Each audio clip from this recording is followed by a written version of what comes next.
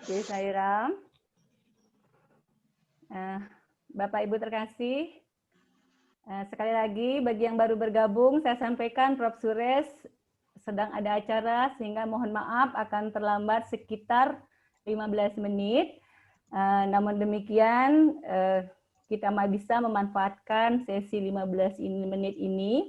Barangkali dari Bapak Pengurus Dewan Ketua ingin menyampaikan pesan-pesan penting pada kesempatan ini, atau mungkin dari Pak Danes dari Sentral Koordinator, juga Bapak Ibu semuanya yang ingin sharing sesuatu pada sesi ini kami persilakan. Karena saya yakin pasti ada hal-hal penting berkaitan dengan kondisi kita saat ini, juga tentang perkembangan spiritual kita selama mengikuti sesi Sairama, bisa kita sharing bersama atau menjadi pembelajaran kita bersama. Boleh kita awali dengan Pak Putu Switra, ada bersama kita ya. Sairam. Sairam, Blitu, Sairam. Silakan di-unmute, Blitu. Sairam. Sairam, silakan. Background-nya gelap sekali. Ya. Jelas. Ini curang nih, background-nya gelap supaya orangnya tampak terang.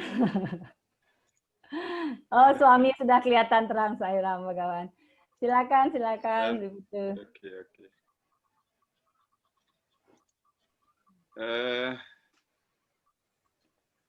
Sebentar. Ya, enggak apa, saya enggak jelas, tapi yang penting suami yang jelas. Iya. Ya. Saya Ram sambil menunggu. Ya, tentu session hari ini saya dengar ada yang spesial karena tahun 1999. Mungkin Bro Denis bisa menambahkan nanti ada satu momentum khusus di mana patung Rama Laksmana dan Sita yang ada di Parti dan ditempatkan, distanakan di Saikulwan ya.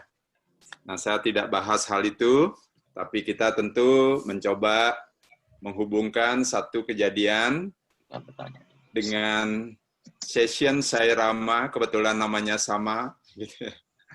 Semoga berkah Dewa Rama memberkati kita semua, sehingga Satyang atau ruang belajar ini terus bisa aktif ya, sehingga benar-benar menjadi ruang untuk kita lebih mendalami dan memajukan spiritualitas kita.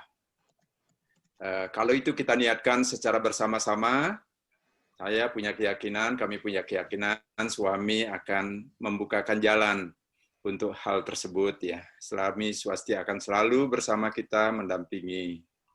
Nah, kemudian sepertinya juga session hari ini tentu di tengah situasi pandemi, di mana kita di satu sisi diajak untuk melihat realita ini, namun sebagai saya devotee, kita juga patut saling memperhatikan. Rupanya situasi ini juga sudah banyak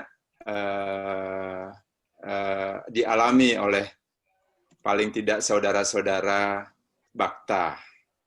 Sehingga contohnya kemarin Pak Dokter, ya tentu syukur beliau sekarang sudah diisolasi mandiri, tidak di rumah sakit lagi, tapi juga sama keluarganya masih. Kemudian juga saat ini juga keluarga daripada Pak Tut Puspa Adnyana juga di Bali, juga rupanya mendapat ujian ini. Mudah-mudahan kami sudah minta izin tadi, mudah-mudahan di session ini kita bisa sisipkan doa bersama buat semuanya, sehingga diberikan ketabahan, kesabaran. Dan secara khusus, saya juga berdialog sama Pak Dr. Yase, sebagai koordinator Sai Healthcare Indonesia, ya untuk minggu depan, ya, minggu depan mulai mengaktifkan kembali Jumat Sehatnya, program Jumat Sehat, tentu ditambahkan dengan satu session yang namanya dokter menjawab ya. Dan ini juga akan menjadi cikal bakal harapannya sebagai telemedicine ya. Ini kita harapkan mulai dijalankan Jumat depan, dan karena kontekstual saat ini banyak masih terfokus pada keadaan-keadaan di mana kita rasanya saya sarankan untuk bisa memulai dengan satu, apa yang harus kita lakukan, apa yang harus kita persiapkan seandainya saudara kita, keluarga kita mengalami hal yang sama. Jangan sampai saat itu kita kebingungan, dan mungkin kalau itu rasanya bisa menjadi topik yang diharapkan dapat diangkat lebih sebagai topik perdana. Nah, mudah-mudahan juga kita berdoa ada testimoni langsung dari saudara-saudara kita yang memang mengalami, baik dari sisi yang mengalami langsung atau juga dari sisi keluarga yang mendampingi, sehingga ada hal-hal yang patut saling perhatikan, dan posisi kita sebagai sai devotee di tengah ketidakbebasan kita untuk bisa memberikan bantuan, apa yang juga kita bisa kontribusi. Nah, ini saya kira topik-topik yang sangat realistis ini bisa diangkat dulu di session. Nah, pendekatan secara spiritualnya tentu kajiannya di Sai Rama ini, mudah-mudahan malam ini ada pemfokusan kayaknya ya, tapi dari sisi bagaimana kita harus menyikapinya, itu saya kira ada pendekatan-pendekatan protokol, kemudian ada pendekatan medis ya. Nah, ini yang kita coba sharingkan. Saya ram itu saja mungkin hal yang bisa kami info. Semoga kita bisa dengan persahabatan, persaudaraan kita di SAI ini, paling tidak kita bisa berbagi dengan doa. Kita belajar tentang bagaimana sharing cahaya kepada saudara-saudara kita, coba kita terapkan. Pagi hari kita bayangkan, begitu banyak orang yang tanpa diduga mengalami sebuah keadaan, kita terkadang terketuk. Seandainya itu terjadi pada kita, tentu kita juga belum tentu mengalami kesiapan. Tapi kita selalu harus tidak kehilangan keyakinan. Nah, dengan kita merasa satu saudara, di sini setidaknya dengan kita saling memberikan care, saling berbagi cahaya kasih pada mereka, ini adalah kontribusi besar di mana kita meyakinkan suami pasti akan akan mendengar doa-doa kita ya. Saya ram terima kasih banyak, semoga persaudaraan saya menjadikan kita selalu dalam satu ikatan dalam rahmat suami. Saya ram. Saya ram, Pak Putu, terima kasih banyak. Semoga setiap momen menjadikan kita semakin erat dalam persaudaraan, saling berbagi kasih, dan bersama-sama kita hadapi kondisi sesulit apapun saat ini. Semoga Bhagawan selalu menguatkan hati kita. Saya ram, sekali lagi terima kasih Pak Putu Switra.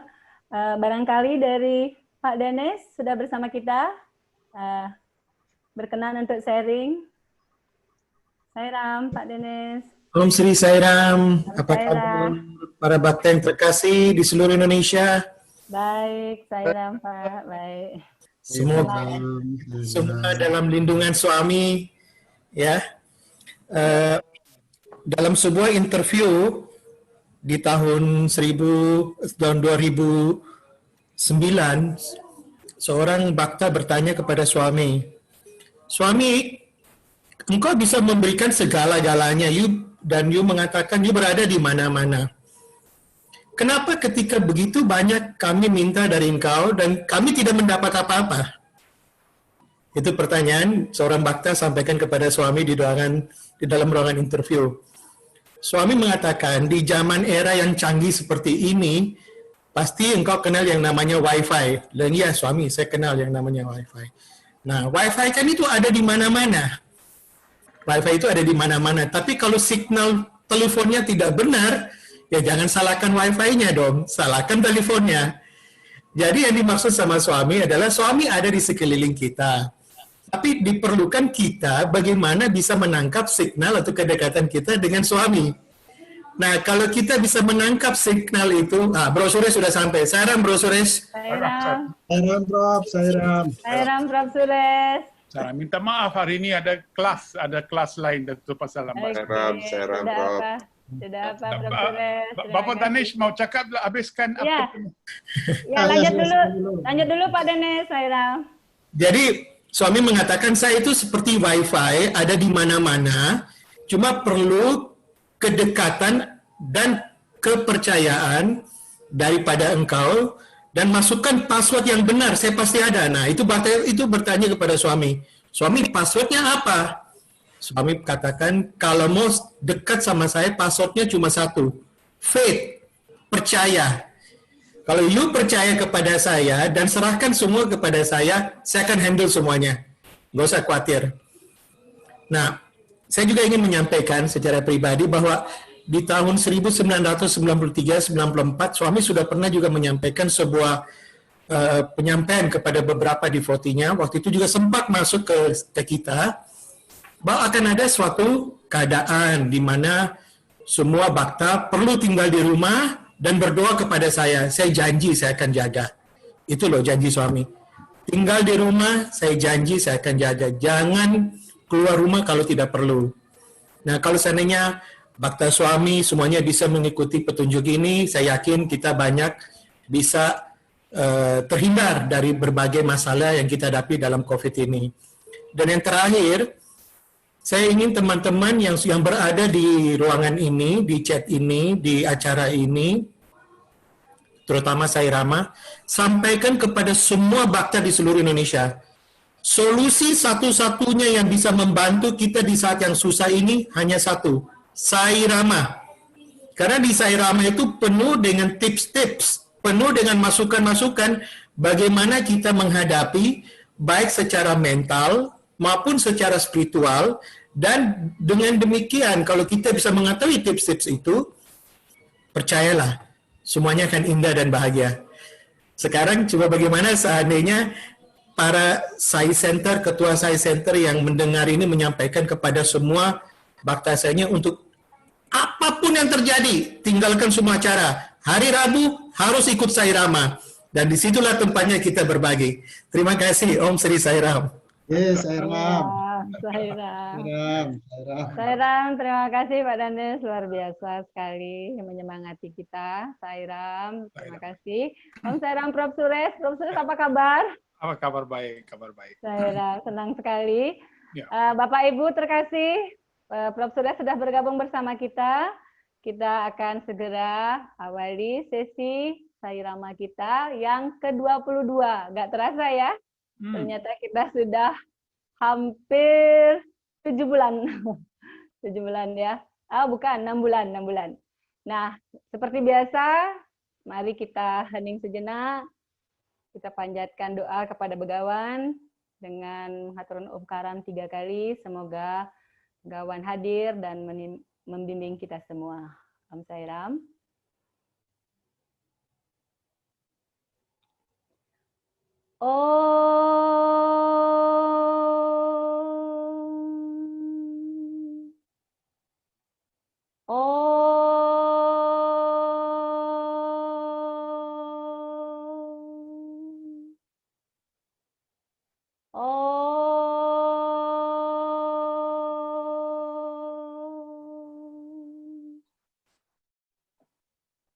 Sairam, Om Sairam, Prof. Suresh, perlu kami sampaikan bahwa tidak ada soalan yang masuk ke tim Sairama, dan tadi kita mulai secara casual di tepat jam 7 waktu Jakarta dengan sharing dari Dewan Ketua Pak Putus Witra dan Pak Danes.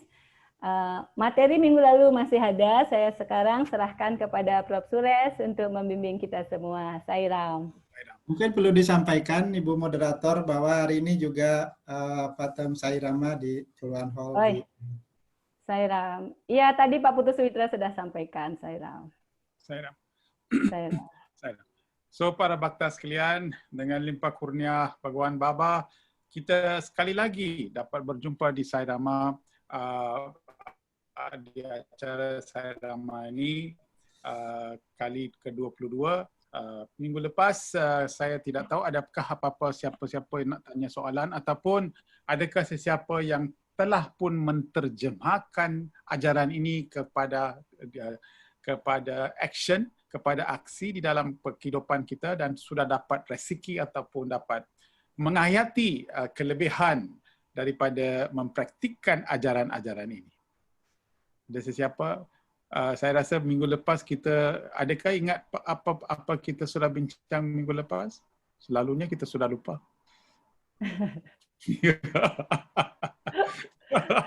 So, minggu lepas apa yang kita sebut minggu lepas? Sairam, Bapak Ibu boleh buka resume kita minggu lalu.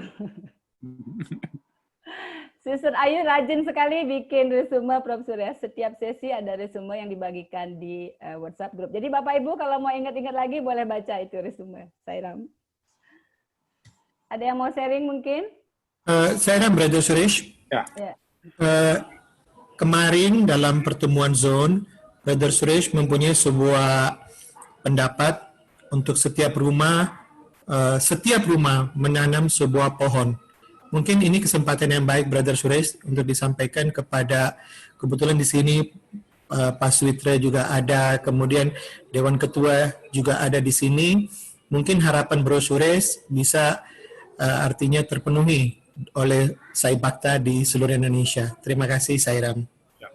Okey, Pak Danesh, seperti mana Pak Danesh bagi tahu kita, pada zone semalam bila kita adakan satsang di zone, kita bincang pasal apa yang Bhagawan bagi tahu bahawa banyak lagi kita kena tanam pokok. Inilah apa yang Baba bagi tahu kita, suami bagi tahu kepada kita. Bukan daripada saya, ini apa yang sudah kita baca. So jadi apabila kita sudah baca itu, apabila kita sudah faham apa artinya, maka kita boleh ambil ini sebagai satu tindakan yang begitu baik sekali. So satu Indonesia beribu-ribu orang, ini bukan sahaja para bakta, orang yang biasa pun. Saiji daripada Malaysia, environmental coordinator kita, anak dia telah buat satu plastik macam ini. Dia ambil satu plastik macam ini dan kemudian di situ dia masuk tanah and then kemudian dia tanam sesuatu pokok di dalam rumah dia.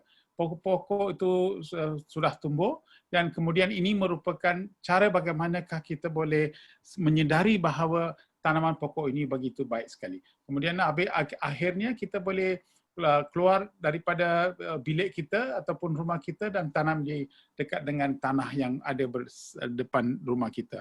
Jadi kalau seorang tiap-tiap para bakta boleh buat di Indonesia dan juga memberi dorongan ataupun sumbangan kepada neighbor kita, pada jiran kita supaya mereka pun tanam beribu-ribu pokok dengan tidak ada apa-apa usaha, kita boleh buat perkara ini dengan begitu baik sekali. So ini adalah satu kegiatan Zone 4B nak ambil. Semalam pun koordinator pun bagi tahu bahawa mereka pun sanggup mau buat.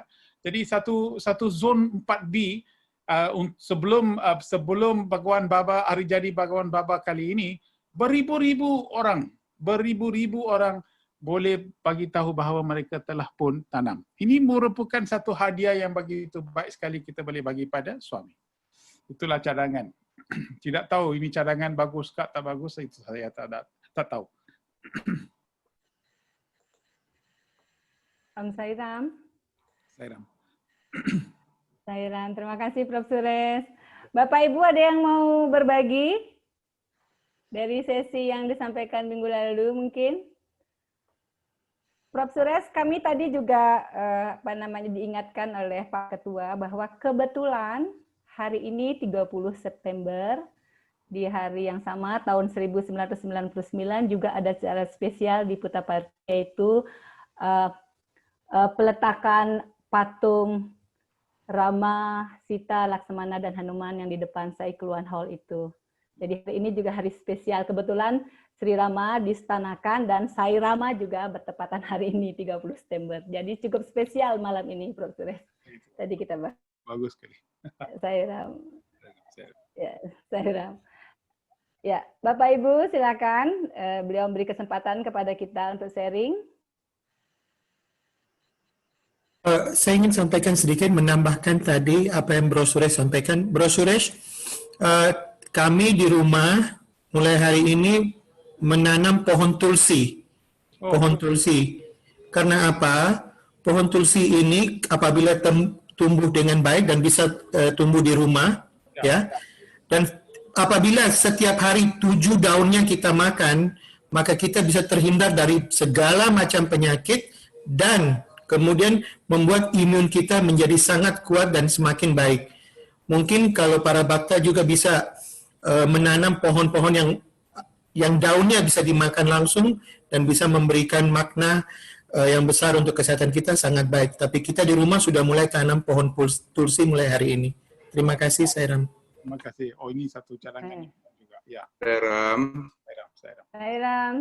Pak Prof. Suresh. Mitra, Sebagai info buat semua dan Prof. Suresh juga, di sini juga ada Saigrin sudah menyampaikan bahwa memang untuk persembahan kepada suami, saya kira khusus dari Tim Saigrin sudah mengeluarkan kebijakan, melanjutkan dari program pembuatan ekoenzim, 1 juta ekoenzim yang diprakarsai oleh seluruh bakta. Aplikasinya sekarang adalah membuat urban farming. Ya, mudah-mudahan di Sairama ini sekaligus bisa mendengungkan, artinya setiap rumah diharapkan langsung ada satu gerakan untuk memanfaatkan lahan sempit di dalam rumah untuk kita bisa menanam pohon apapun yang bermanfaat.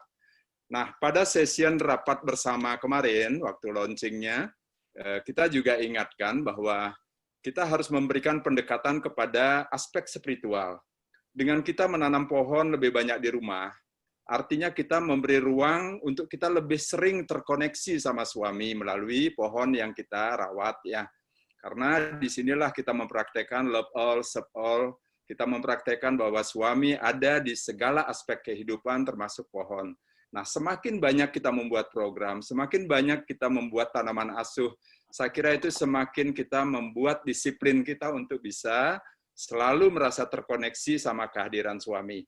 Mudah-mudahan itu menjadi sebuah dasar motivasi kita, sehingga apapun yang dicanangkan oleh program-program saya adalah tidak lebih dari untuk pemurnian dan untuk koneksitas kita pada suami. Dan nanti suamilah yang akan mengarahkan kita selanjutnya. Sairam. Terima kasih tim Saigrin. Sairam. Cukuplah Saigrin, Jaya Saigrin. Ya, luar biasa. Di chatbox, tim Saigrin juga sudah sharing tentang program urban organic farming-nya yang luar biasa sekali. Bersama timnya diwakili oleh Sis Ayu juga berbicara di kancah internasional tentang program-program dari Saigrin. Terima kasih Saigrin Indonesia, Sairam. Bagus. Okey, tidak ada apa-apa Pak mengenai apa yang sudah habis minggu lepas, dan kita boleh mula baru. Oke. Sabtu lalu saya bertemu dengan seorang teman, Prof. Suresh. Beliau bilang selama ini kalau ketemu masalah, itu rasanya masalah itu berat sekali. Tapi ketika ingat sesi Sairama, semua masalah jadi ringan katanya. Ya. Jadi dia bilang, untung ada Sairama katanya. Jadi mereka suami istri sharing seperti itu kepada saya. Saat ini hadir tapi nggak mau disebut namanya. Sairam. Prof. Suresh, mungkin kita bisa lanjut. Oke, ya. Ya, Blisadi, Sairam, silakan sharing screen-nya. Kayaknya ini ya Mode ya. Sairam. Boleh baca? Ya. Iya. Sairam. Yang atasan, Blis? Coba Ini. yang... Iya. Nah. Sairam, masih 2 tersisa. Ini Mak tadi. Ya. Ya. Oke.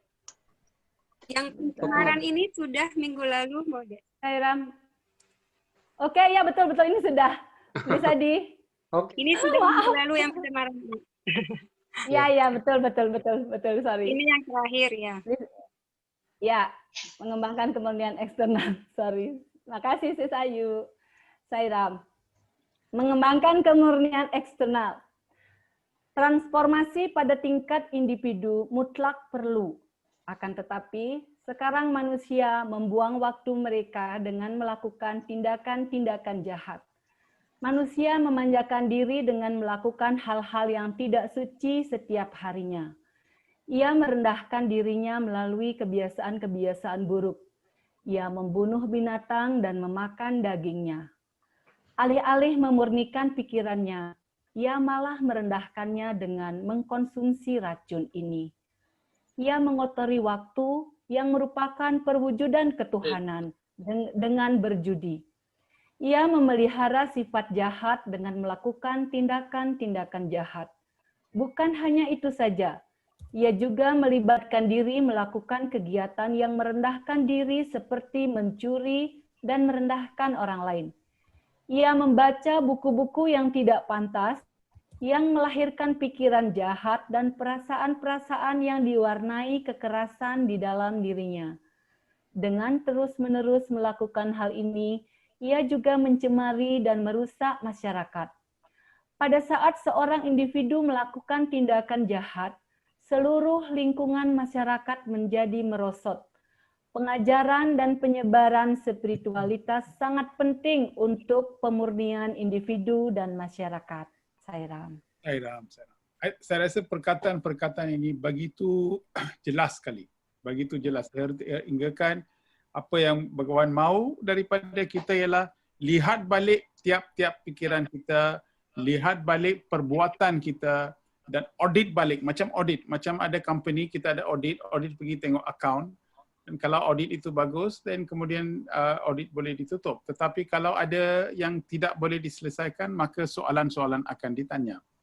So, apa yang penting sekali ialah, di dalam pemikiran kita, jenis apakah jenis pemikiran kita? Selalunya, cara bagaimana kita nak memastikan pemikiran kita ialah lihat balik kepada apa yang selalu kita fikirkan. Bila kita di dalam masa, for example, kalau kita nak balik daripada kerja, bila kita pandu kereta, di dalam masa kita berdiam ataupun masa kita pandu kereta itu, apakah jenis pemikiran yang kita ada itu? Adakah kita selalu risau? Adakah kita fikir? Pikiran yang apabila keluar daripada minda kita yang mengenai sesuatu perkara itu melambangkan attitude kita. Selalu kalau kita lihat apa akan terjadi, sekarang COVID, bisnes akan kurang, jadi duit tak banyak, apa akan berlaku dan sebagainya. Kalau kita bimbang seperti itu, artinya kita sudah risau. Risau ini artinya kita tidak ada begitu banyak keyakinan dengan apa yang berada itu. Saat-saat seperti inilah yang betul-betul menunjukkan siapa kita. Siapa kita pada masa ini. So, Bhagawan mahu bahawa kemungkinan kebanyakan daripada orang di sini tidak terlibat dalam pencurian ataupun pembunuhan dan sebagainya. Itu semua tindakan-tindakan jahat. Itu kalau kita buat, kita mesti ditangkap dari polis akan terus tangkap kita. Tetapi apakah kesalahan para bhakta akan buat ialah dengan tidak sengaja kita mungkin memikirkan sesuatu sehingga kan kita fikir bahawa fikiran seperti itu sudah biasa. Ini macam biasa, ini macam diri kita. Inilah cara saya fikir. Jadi apabila kita tidak kenal cara pemikiran kita, maka kita akan terus melebihkan kegiatan-kegiatan yang tidak baik. So pertama sekali kita harus tulis dalam satu kertas kosong di dalam biasa kebanyakan kali di dalam 24 jam apakah jenis pemikiran yang kita ada sekarang. Adakah bimbang, adakah risau. Banyak orang fikir, oh Profesor, you tidak faham, anak saya sudah 32 tahun, perempuan, belum kahwin lagi, apa saya mau buat. Jadi saya bimbang, saya seorang ibu, saya kena bimbang macam itu. So saya selalu cakap macam itu. Kalau you bimbang, anak itu boleh kahwin? Saya tanya macam. Dia cakap, bukan, tapi saya responsibility. Saya ada responsibility, ini tanggungjawab saya. Okey. Mengapakah kita fikir bahawa seorang bertanggungjawab haruslah risau, bimbang? Kita sudah berkaitkan bimbang dengan tanggungjawab bersama-sama.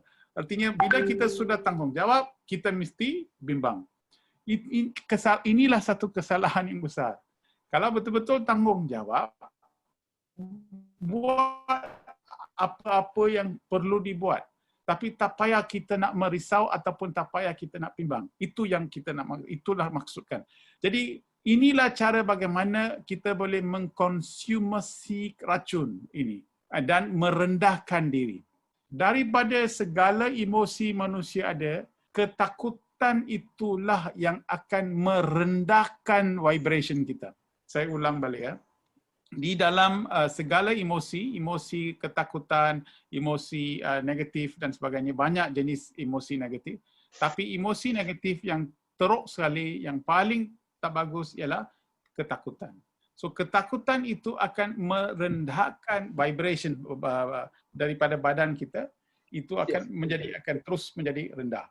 So apabila vibration kita menjadi rendah, frekuensi kita menjadi rendah, electromagnetic radiation menjadi rendah, maka inilah bagaimana kita dapat bawa segala kesusahan kepada kita oleh kerana vibration itu akan attract. Attract, how you say in bahasa? Attract? Menarik. Okay, menarik. Akan menarik. Ya, akan menarik segala kesusahan kepada kita. Apa pasal? Sebab kita punya vibration sudah kurang. So, bila kita selalu takut kepada sesuatu, kita akan menarik kepada kita daripada dunia segala kesusahan ataupun menarik orang-orang yang akan bawa kesusahan kepada kita dan sebagainya.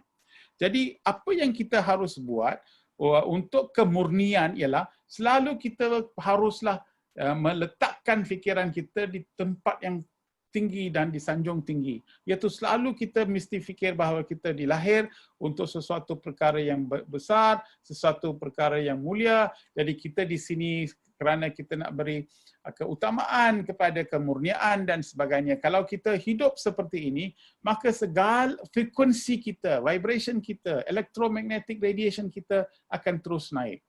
Tapi bila tiba-tiba kita takut, kita akan terus jatuh. Bila kita lihat Bhagavad Gita, 24 ciri Swami Krishna bagi tahu dalam Bhagavad Gita, kualiti yang pertama manusia mesti ada. Dalam bahasa Inggeris dia cakap, fearlessness, keberanian. Pertama, daripada semua kualiti yang dia cakap, kualiti yang pertama manusia mesti dapat ialah keberanian. Fearlessness. Sekarang di sini saya bagi tahu yang opposite ialah fear, iaitu ketakutan.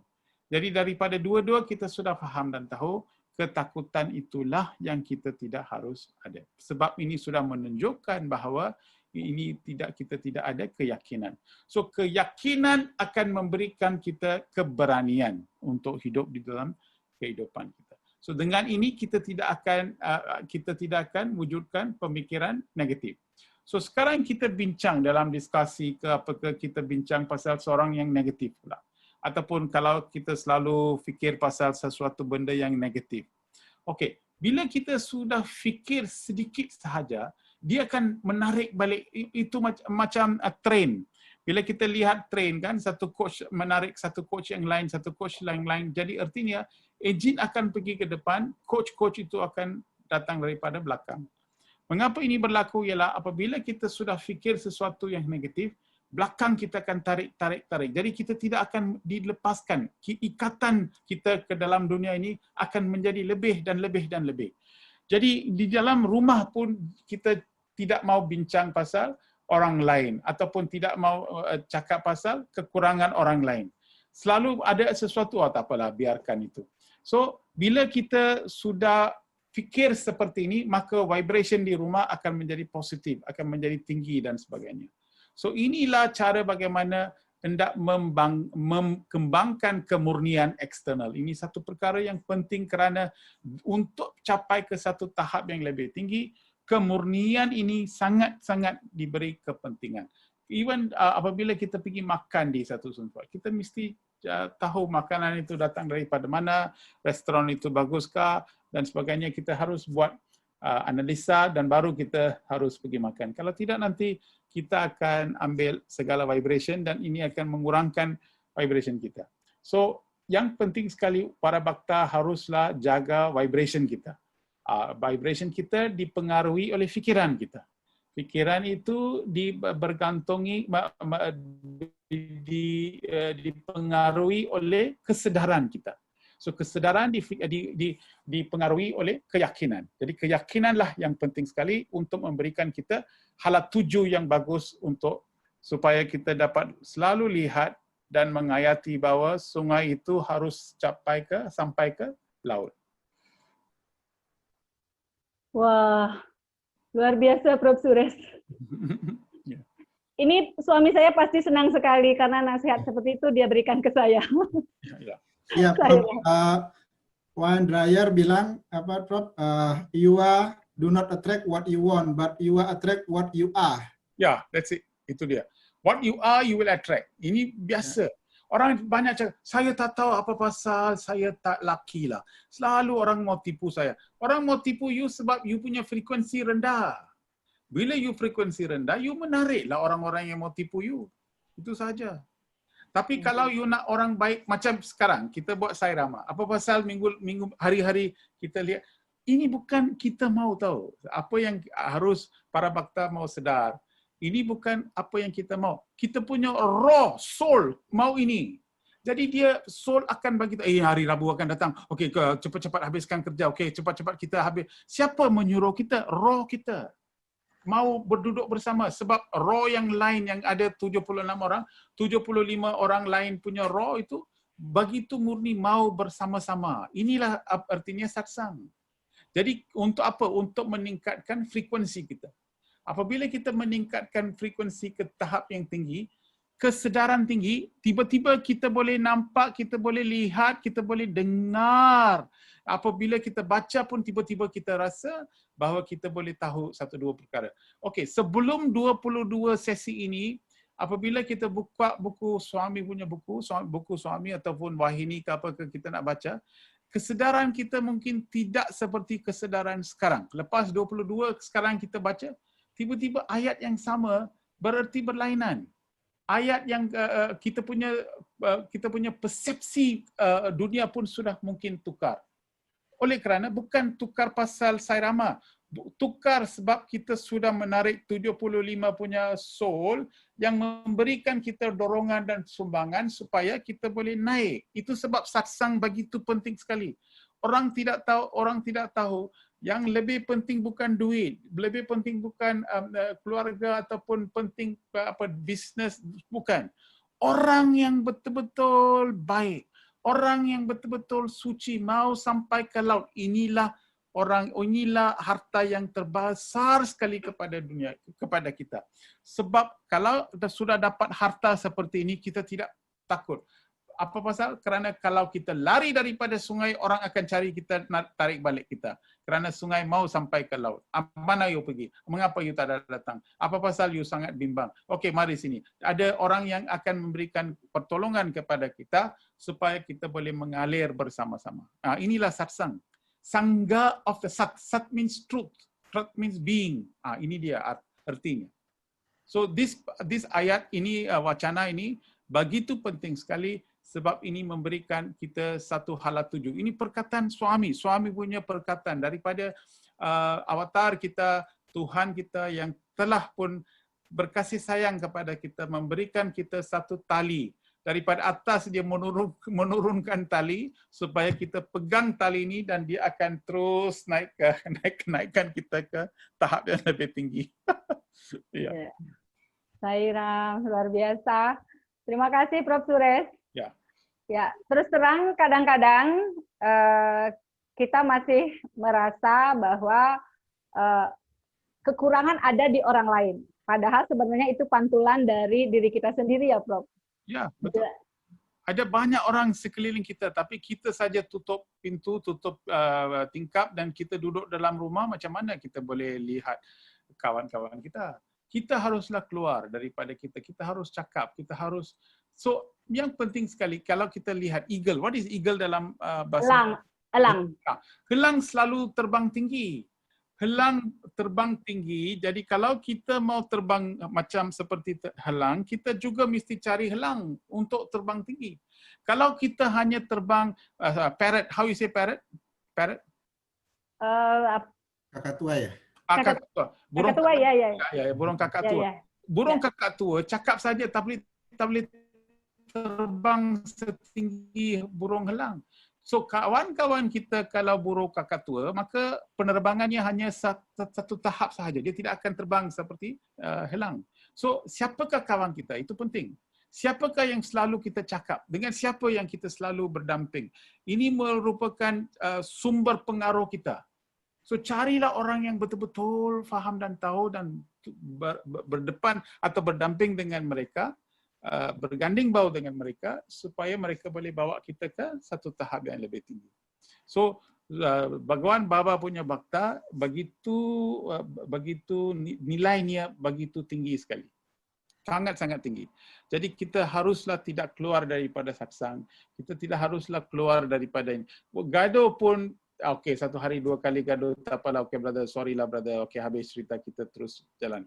Kita jangan simpan banyak benda dalam hati supaya kita semua satu keluarga yang begitu. Keluarga kita, keluarga Satisai lain daripada keluarga kita.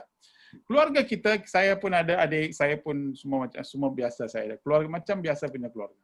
Tapi bila saya tengok dalam satu function, kalau saya tengok Sai Baba punya, suami punya devotee, tiba-tiba tidak tahu apa pasal sudah berlaku, sesuatu berlaku dalam hati saya. Terus saya akan pergi ke jumpa dia kerana itu adalah satu saat yang begitu baik sekali sebab saya tidak tahu.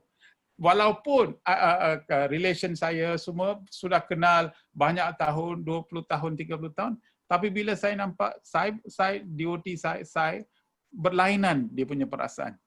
Ya, itu memang itu satu, saya rasa memang para bakta sini pun boleh dapat pengalaman yang sama. Oke, Sairam, terima kasih Prof. Suresh. Ya. Bapak Ibu dari Tope ini mungkin ada yang ingin sharing atau bertanya. Ada pertanyaan Ada pertanyaan dari Sister Ida. Beliau bertanya tentang supaya keyakinannya bertambah mantap, apabila kita dalam lingkungan kerja di mana terkadang tanpa disadari saling menilai orang lain, sedang kita ada di sekitar mereka. Apakah cara kita saat mendengar mereka berbicara, apakah kita diam sambil berjapam, mohon adakah cara cepat agar pikiran kita tidak terbawa pada gunjingan mereka? Om Sairam.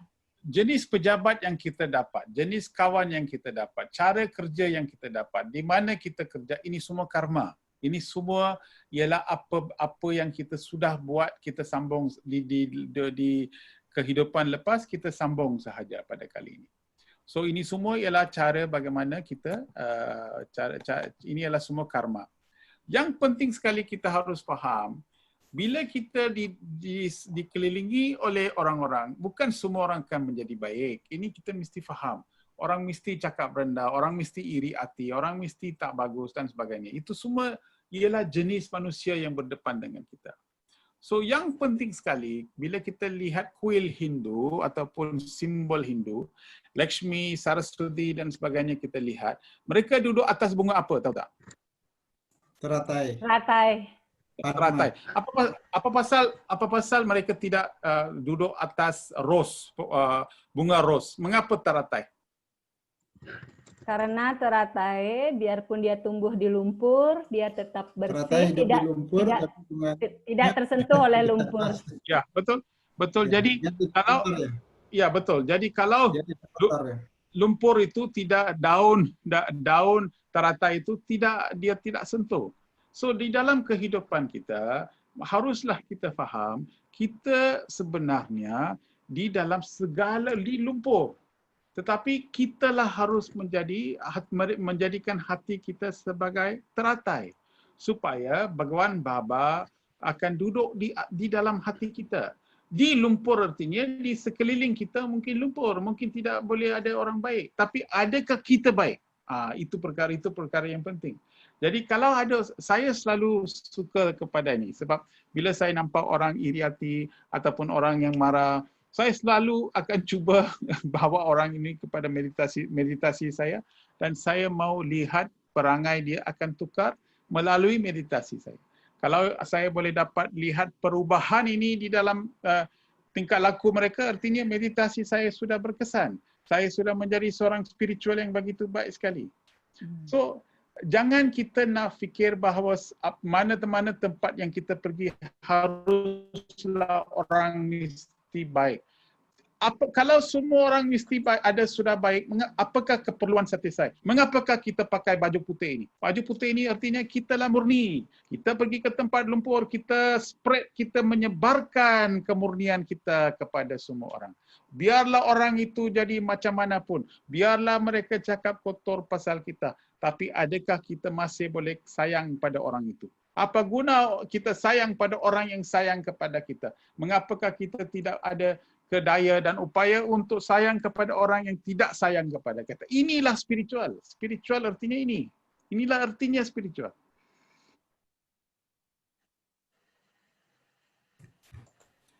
Prof, mungkin dia nanya tentang tipsnya, Prof. Kalau dalam situasi seperti itu, biar tidak larut kita ikut. So, selalu saya bagi tahu pada banyak kali. Bila saya bagi tahu macam ini, tiap-tiap kali ada orang yang tidak manis dengan kita, selalu marah dengan kita, selalu kurang. So, kita ulangkan I'm sorry, please forgive me, I love you, thank you. Ono-pono, 4 perkara saja. I'm sorry, please forgive me, I love you and thank you. Selalu kita berulang di dalam meditasi dan selalu kita berdoa sama seperti ini.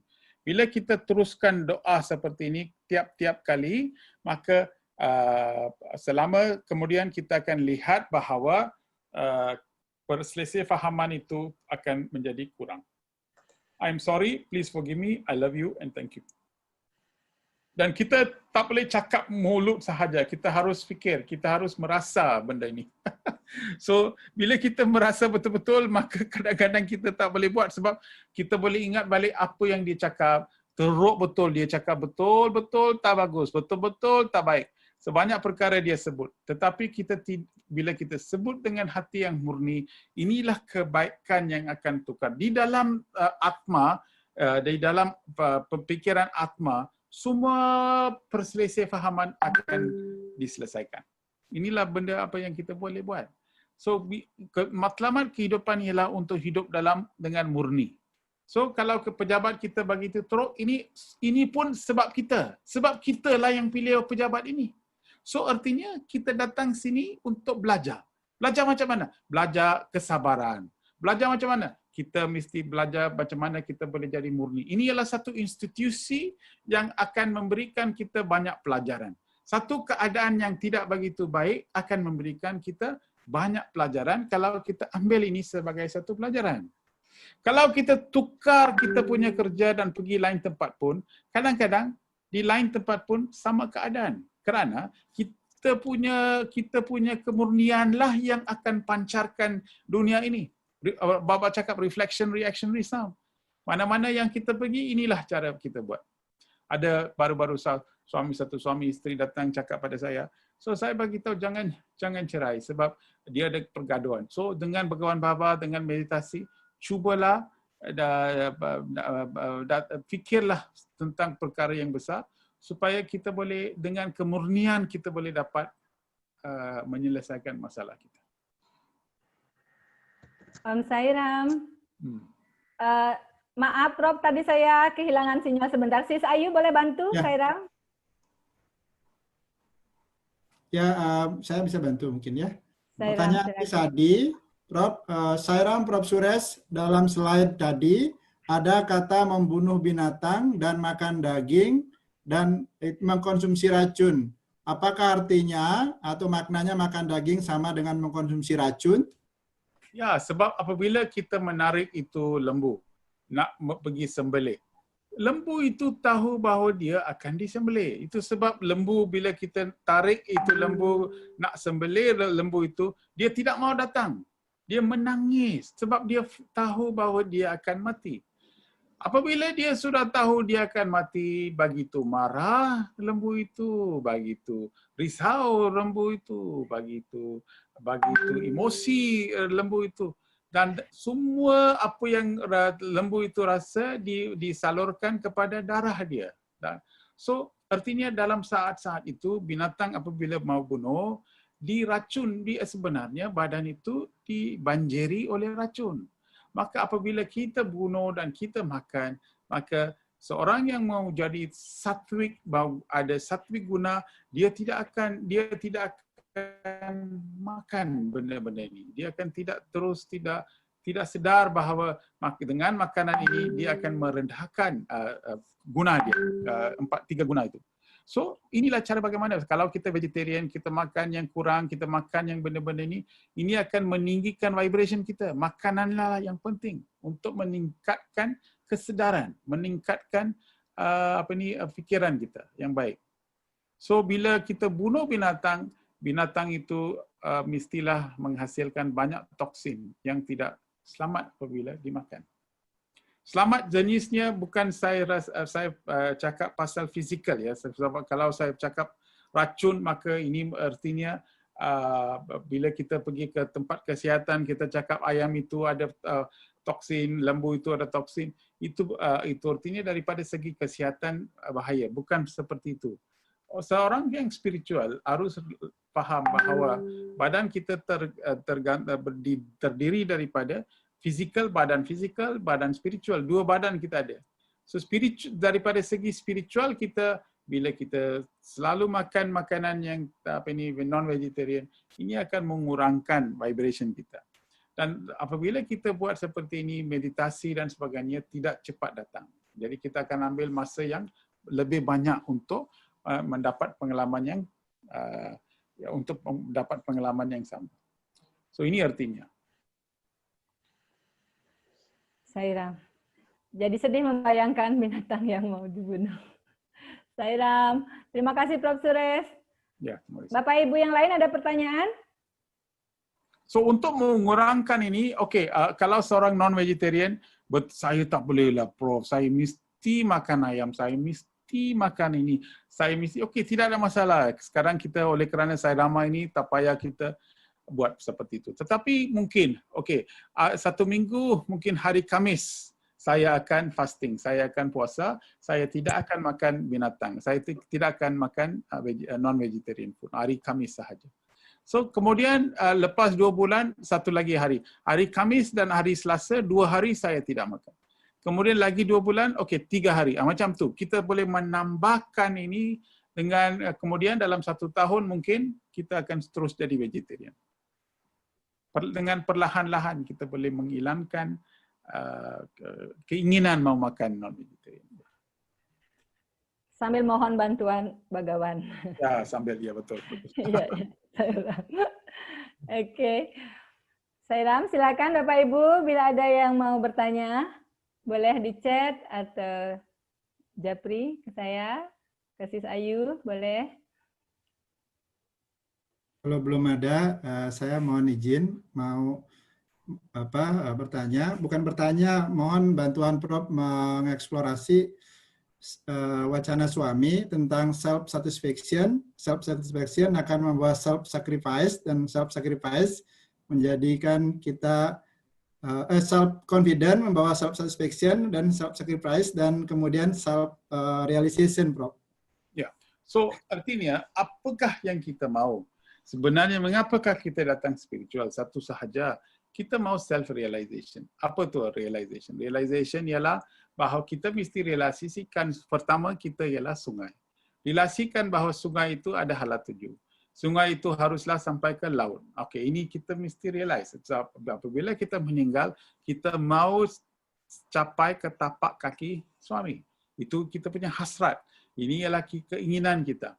So apabila kita nak buat macam ini, Bhagawan bagi tahu, satu cara sahaja. Apa arti? Sacrifice. Arti kita harus kurangkan diri kita di dalam dunia ini. So apakah yang kita ada pada kita? Satu ialah masa. Masa semua orang ada 24 jam. So kita harus berikan masa kepada orang lain. Itu sebab servis datang. Itu sebab kita mengagihkan masa, kerana masa itu emas, tapi masa ini saya sekarang bagi untuk meningkatkan kesedaran melalui servis. So saya bagi peluang untuk memberi pelayanan kepada manusia dan sebagainya. So dengan ini saya sacrifice. Mungkin saya ada duit, okey saya simpan sedikit duit, sedikit lagi saya agihkan untuk memberi kepada orang-orang miskin. Ini sacrifice money, sacrifice masa, sacrifice duit, sacrifice energy, tenaga saya tiap-tiap kali kita mau buat sesuatu, kita harus sacrifice tenaga kita, sacrifice saya selalu suka dengan berduduk dengan keluarga, tapi apa boleh buat, ini adalah satu kesukaan, tapi saya harus sacrifice peluang ini untuk berikan sedikit masa kepada orang lain. Jadi kalau kita sudah boleh buat sacrifice, maka kita boleh dapat realization. Oh begitu Baba, jadi artinya kita haruslah kurangkan diri kita, mengurangkan kehendak kita. So kita tak payah sedikit, satu dua baju cukuplah, tak payahlah kita beli banyak-banyak. Okey, ini artinya kita tidak mahu lagi banyak. Okey, suami, bagaimanakah kita harus dapatkan sacrifice? Satu sahaja. Seorang kalau gembira dalam hati akan berikan semua kepada orang lain. Kalau dia riang dan kalau dia selalu happy, dia akan bagi pada orang lain. So self-satisfaction. So bila kita hidup di sini, kalau kita selalu happy, kita akan bagi kepada orang lain. Kalaulah saya katakan, okey para bakta sekalian, saya nak bagi tahu semua orang akan dapat first prize lottery ticket. Kita berjuta-juta kita akan dapat. Okey, terus hati kita riang, hati kita gembira, dan terus kita akan, okey apa yang kita mau? Kita boleh bagi. So, oleh kerana kita bagi itu happy, kita boleh bagi kepada semua orang. Kita mau bagi kerana kita satisfied, self-satisfied. So, seorang yang self-satisfied sahajalah yang boleh self-sacrifice. Kalau kita tidak satisfied, kalau tidak puas, kita tidak akan beri kepada orang lain. So, puas itu penting. Tapi macam manakah kita boleh dapat kepuasan? Hanya dengan melalui keyakinan, self-confidence. So, keyakinan artinya kita sudah yakin bahawa ini boleh dapat. Daripada keyakinan, kita boleh dapat kepuasan. Daripada kepuasan, kita dapat sacrifice kita relasikan matlamat kita. Satu lagi, suami, macam manakah kita boleh dapat keyakinan? Bhagawan bagi tahu, keyakinan akan hanya kalau wujud apabila kita ada faith, kepercayaan, faith. So faith artinya saya percaya bahawa kepada suami, barulah keyakinan akan wujud. So inilah apa yang kita harus lihat. Percayakan sehingga kan macam apa Pak Danish cakap tadi, kita percayakan bahawa suami akan jaga kita, maka kita tidak mau hilang risau dan terus kita akan dapat keyakinan. Dengan keyakinan kita dapat kepuasan. Dengan kepuasan kita sacrifice. Dengan sacrifice kita dapat merealisasikan mengapa kita datang ke dunia ini dan di manakah kita harus mengalir. Ya, Sairam. Terima kasih Prof. Suresh. Terima kasih Pak Putu Eka sudah bertanya. Sairam yang dalam sekali. Sairam, barangkali Bapak Ibu yang lain mau bertanya? Atau sharing juga boleh? Sairam, Mode, Sairam, boleh izin bertanya lagi? Boleh, Blisadi, silakan. Apa di copy paste di chatbox ya? Oh, boleh langsung Blisadi. Oh iya. Mau Silakan. bertanya. Iya. Prof. Suresh, apakah pengaruh dari membaca terhadap kemajuan spiritual? Ini menarik karena di Indonesia ada survei tahun 2016 dari UNESCO menyebutkan jika minat baca masyarakat Indonesia berada di angka 0,001%. Artinya Wah, dari 1.000 orang itu yang membaca hanya 1 orang. Jadi apakah ada pengaruh membaca buku terhadap kemajuan spiritual gitu? Kalau misalnya ada, berarti angka ini kan termasuk sangat rendah gitu. Apakah ada tip-tipnya agar minat membaca kita bisa meningkat. Ya. Terima kasih, Prof. Terima kasih. Sebab apabila kita baca buku, orang mesti faham. Apabila kita baca, tak kisah buku apa. Apabila kita baca buku dan selalu baca buku, cara kita membaca buku itu menukar struktur otak kita. Inilah orang saintis telah memahami, orang yang selalu baca buku akan menukarkan struktur otak kita. Dan bila kita menukarkan struktur kerana nervous system ataupun nerve ataupun di aliran nerve di dalam otak kita ini akan tukar. Jadi apabila dia tukar, persepsi kita di dunia ini akan tukar.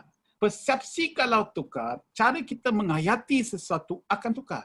Dan kalau kita sudah tukar cara kita menghayati, maka kesedaran kita akan terus naik. Bila kesedaran terus naik, cara kita lihat dunia ini akan tukar. Seperti orang bawa gunung dan orang naik gunung dan orang atas gunung. Orang bawa di gunung, dia hanya tahu apa yang dia tahu saja.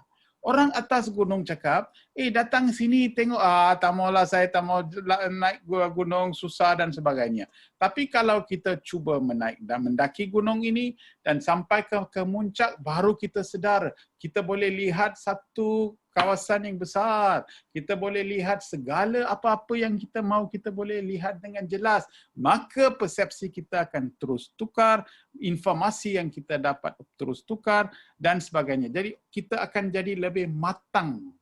Ya, kita akan jadi lebih matang dan kita akan menjadi seorang yang lebih berilmu. Dan apabila kita sudah naik seperti ini, bila kita baca buku spiritual pun, persepsi spiritual itu pun akan tukar. Sekarang kita fikir bahawa spiritual ialah bila kita pergi ke bajan, kita tepuk tangan, kita nyanyi lagu, okey, ini spiritual. Tapi ini hanya, kalau A, B, C, D, E, F, G, H, ini baru A sahaja. Belum lagi kita pergi B, belum lagi kita pergi C, tapi kita fikir bahawa satu kegiatan dinamakan bajan merupakan spiritual. Tapi ini satu permulaan sahaja. So persepsi ini akan tukar kalau kita menjadi lebih matang. Jadi satu cara bagaimana organisasi boleh bantu ialah bantu komuniti-komuniti untuk meningkatkan kesedaran baca. Kalau kita sudah berikan dorongan dan sumbangan supaya masyarakat dapat membaca lebih sedikit, faham tentang baca, lebih minat dengan membaca, maka kita tidak ada lagi masalah. Sebab apa tahu? Lepas 50 tahun, lepas 60 tahun, ibu-ibu dan bapa-bapa harus sedar, anak-anak kita sudah menjadi tua dan mereka pun sudah kahwin dan hidup di lain tempat. Maka kawan-kawan kita mungkin tidak akan lawat ke kita. Pejabat pun kita tidak ada lagi. Maka 60 tahun, 65 tahun masa itu, satu sahaja yang bersama dengan kita. Apa itu? Ilmu. Apa itu? Buku. Jadi kalau kita sudah minat dengan benda ini, kehidupan kita begitu baik sekali. Sebab kita tidak perlu apa-apa. Kita minat dengan buku dan kita selalu baca dan kita selalu bersama dengan ilmu dan kita sedang kejar ilmu itu. Itu ialah satu cara bagaimana kita boleh menghabiskan banyak masa dengan riang baik, dengan kegembiraan dan sebagainya. Kalau tidak, orang nak jadi tua, sukar mau jadi tua. Apa pasal? Sebab dia mau ini, mau itu, selalu bosan, tidak tahu apa yang digunakan dengan masa. Jadi kalau kita sudah minat dengan baca, maka kita selalu di dalam tangan kita mesti ada satu buku bersama dengan kita. Buku ialah kawan yang baik. Iya. Prof. Suresh, mungkin karena itu suami menaruh membaca literatur saya dalam 9 pedoman perilaku. Ya, lain code of conduct. Satu lagi ialah baca suami punya literature. Tapi Wahini pun sekarang bila kita banyak tekan baru kita mau baca. Tapi banyak Wahini yang ada. Tapi tiap-tiap satu wahyu. Sekarang kita akan buat daripada minggu depan saya akan buat satsang dengan Bhakta di USA Region 10 dengan Nyana Wahini. So dia orang tanya saya macam mana nak buat, saya cakap ambil satu bab sahaja Nyana Wahini, pergi dalam. Jangan cuba nak habiskan buku itu. Sedikit-sedikit kena baca, sedikit-sedikit kena faham. So dengan itu kita akan mungkin tukar cara persepsi kita, cara pemikiran kita. Apa yang kita mahu ialah bukan baca buku itu macam hafal. Saya sudah cek, saya sudah periksa, bila kita meninggal, bila kita masuk ke syurga, tidak ada bilik peperiksaan di sana. Mereka tidak akan bagi fakta sekalian, okey duduk, kita bagi satu jam, tuliskan tentang Nyana Wahini. Tuliskan tentang Prema Wahini. Dia tidak akan buat macam itu. Kalau ada peperiksaan macam itu, senang kita baca hafal, sebelum meninggal hafal dan terus roh itu pergi ke surga, duduk dalam bilik peperiksaan, bila kita sudah pas masuk ke syurga. Itu senang saja. Tapi itu bukan cara mereka buat. Apa yang mereka buat ialah apabila kita baca buku itu, ilmu itu haruslah menerapi ilmu itu, dan kemudian kitalah yang harus menjadi ilmu itu. Bukan saja baca ilmu, tapi kita mesti jadi ilmu itu. Jadi apabila kita tukar perangai kita tukar kita punya tingkah laku, tukar semua, jadi maka terus kita akan menjadi ilmu itu sekalian. Kita mesti capai ilmu itu. Ya, Sairam. Justru itu paling penting penerapannya dari apa yang kita baca. Terima kasih banyak Prof. Suresh. Ada beberapa pertanyaan masuk. Yang pertama tadi masih terkait tentang vegetarian, Prof. Oke. Dari Ibu Wayan Budiasi, beliau mengatakan bahwa Ibu Wayan berusaha untuk vegetarian, tetapi beliau tinggal dengan orang tua dan mertuanya yang masih makan daging. Jadi Bu Wayan juga menyiapkan makanan daging untuk orang tua. Apakah itu sebuah dosa masak daging untuk dipersembahkan walaupun tidak makan, untuk diberikan kepada orang lain? Sebab mereka memerlukannya dan inilah apa yang mereka mahu. Jadi bila kita buat sesuatu dan menghidangkan, itu merupakan tugas kita, itu merupakan duty kita. Sudah tua macam itu, macam mana mereka mau tukar? So, sukar untuk tukar, tapi bagi itu makanan lah, tidak ada masalah. Tapi mungkin hari Khamis satu hari, okey Ibu, 6 hari saya masak, tapi ini hari Khamis, kita buat mock chicken. Mock chicken artinya kan dalam Chinese vegetarian kita boleh dapat ayam tapi dibuat daripada soya. Jadi hari ini kita makan, mungkin orang tua itu mereka akan makan makanan itu dan mereka makan, ini bagus ini bagus. Mungkin dengan cara ini kita boleh memberikan satu pendedahan kepada vegetarian. Tapi sendiri kita vegetarian, tapi itu bila kita buat tugas kita harus beri kepada orang apa yang mereka mau. Baba sendiri bagi tahu, I give you what you want so that one day you will want what I give. I give you what you want so that one day you will want what I give. So artinya saya akan bagi you apa yang you mau kerana satu hari apa yang you mau apa yang saya mau beri you mau hendaknya. Itu dia. Jadi harus siap menerima apapun yang suami berikan. Sairam, makasih Prof. Suresh. Terima kasih. Sairam, terima kasih Ibu atas pertanyaannya. Kemudian ada komentar dari Pak Putu Suwitra masih tentang budaya membaca tadi. Kalau misalkan kita terlalu berat mata untuk membaca, sekarang sangat gampang kita terkoneksi dengan audio. Wacana-wacana suami juga sangat-sangat banyak bisa kita dengarkan dengan seksama. Nah, kemudian ada pertanyaan dari Bro Rushi. Ini tentang profesi beliau, tugas beliau sebagai koordinator Bajan. Pertanyaannya adalah, saya selalu merasa bersalah, manakah yang terpenting diutamakan kualitas Bajan atau kita menurunkan kualitas dari Bajan supaya tidak menyakiti orang lain karena mungkin ada elemen Bajan yang tidak sesuai. Apakah pengharapan kualitas bajan supaya bagus itu salah? Apakah kita harus menerima saja bagaimanapun bajan mereka terdengar kalau bajan mereka terdengar kurang baik, Sairam? Ya, matlamat bajan ialah untuk apabila kita nyanyi, orang lain harus merasa devotion. How you say devotion? Bakti. Bakti ya. Orang Ya. lain haruslah merasa bakti. Itu sebab kita nyanyi. Jadi apabila kita nyanyi dan orang lain rasa bakti, ini merupakan satu sewa yang begitu penting sekali. Ini merupakan satu kegiatan sewa. Jadi bila kita pergi melatih suara kita, bila kita selalu pergi bajan praktis dan sebagainya, apabila kita pegang mic itu, tugas kita ialah untuk meningkatkan bakti. Itu saja, itu yang tugas. That means KPI, Key Performance Indicator ataupun KPI ataupun tugas itu ialah untuk memberikan bakti. Tapi ada bakta yang bila dia orang nyanyi, kita nampak bahawa apabila dia nyanyi, bakti itu banyak kurang orang lain sebab alamak dia punya suara satu macam, itu nota sudah lari, itu perkataan sudah baik. Kadang-kadang kita fikir, ayo apa pasal dia nyanyi macam ini, ayo. Okay. Kita fikir macam itu. Tetapi orang tak mau pergi cakap pada dia, mungkin kerana dia sudah tua ataupun dia sudah banyak lama datang ke center dan sebagainya.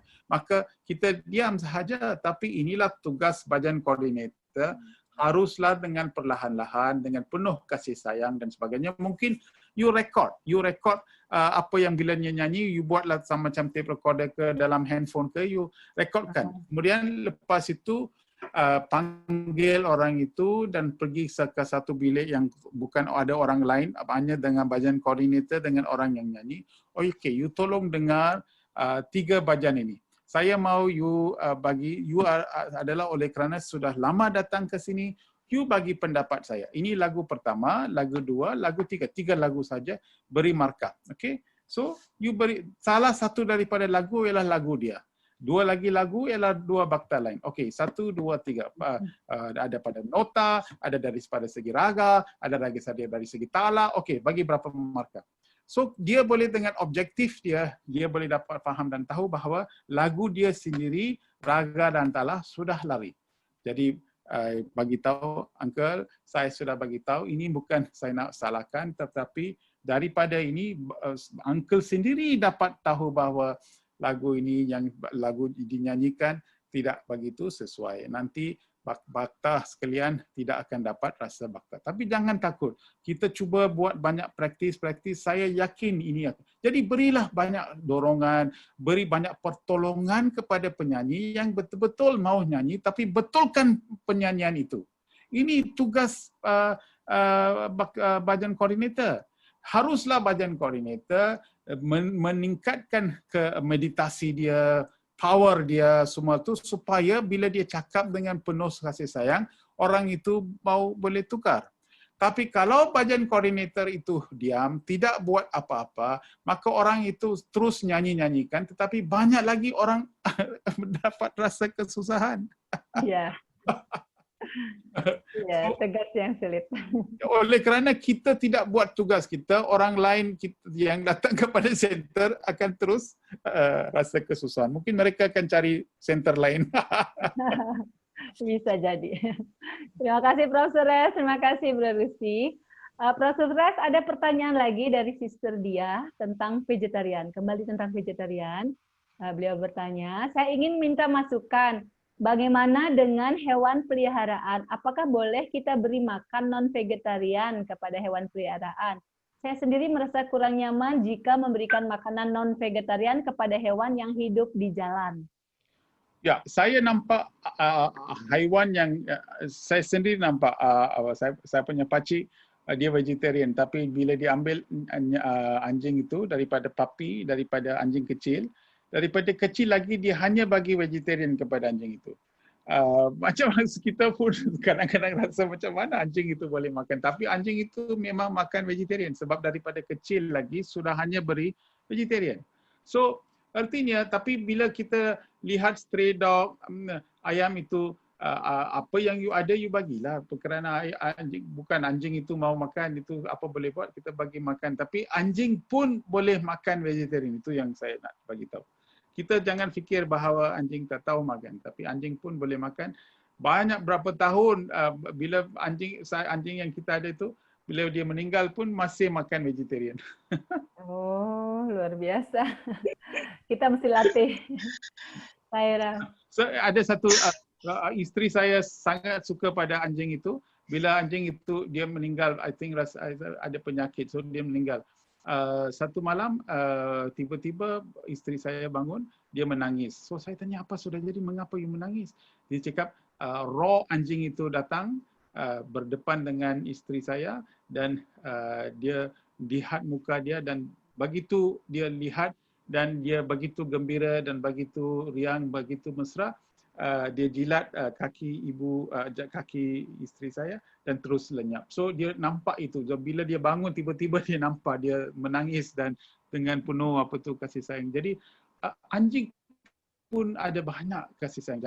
Ada banyak roh dia begitu baik. Bila kita buat bajan, anjing itu masa bajan sahaja dia akan masuk ke bilik sembahyang, dia akan duduk bersama dengan kita sambil kita ambil arti dan kita akan ambil vibuti dan letak atas kepala anjing itu dan baru dia keluar. So roh artinya tidak artinya anjing itu mesti anjing, mesti ada roh yang begitu baik sekali di dalam anjing. Kayak Jack dan Jill. Baik macam anjing. Iya. Saira. Terima kasih Prof. Suresh. Pertanyaan sudah tidak ada. Kita masih punya 3 slide dari minggu lalu, Prof. Habiskan satu lagi? Ya, boleh. Saira Amrisadi.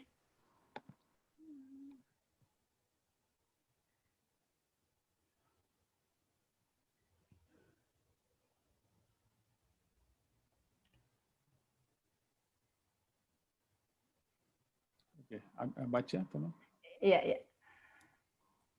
Setiap orang harus memperhatikan atau menjaga kemurnian dalam badan, pakaian, dan perilakunya. Ini merupakan kemurnian eksternal. Ini saja tidak cukup. Pikiran juga harus dijaga kemurniannya. Pikiran-pikiran juga harus bersih. Sangat penting untuk menjaga kebersihan eksternal dan internal.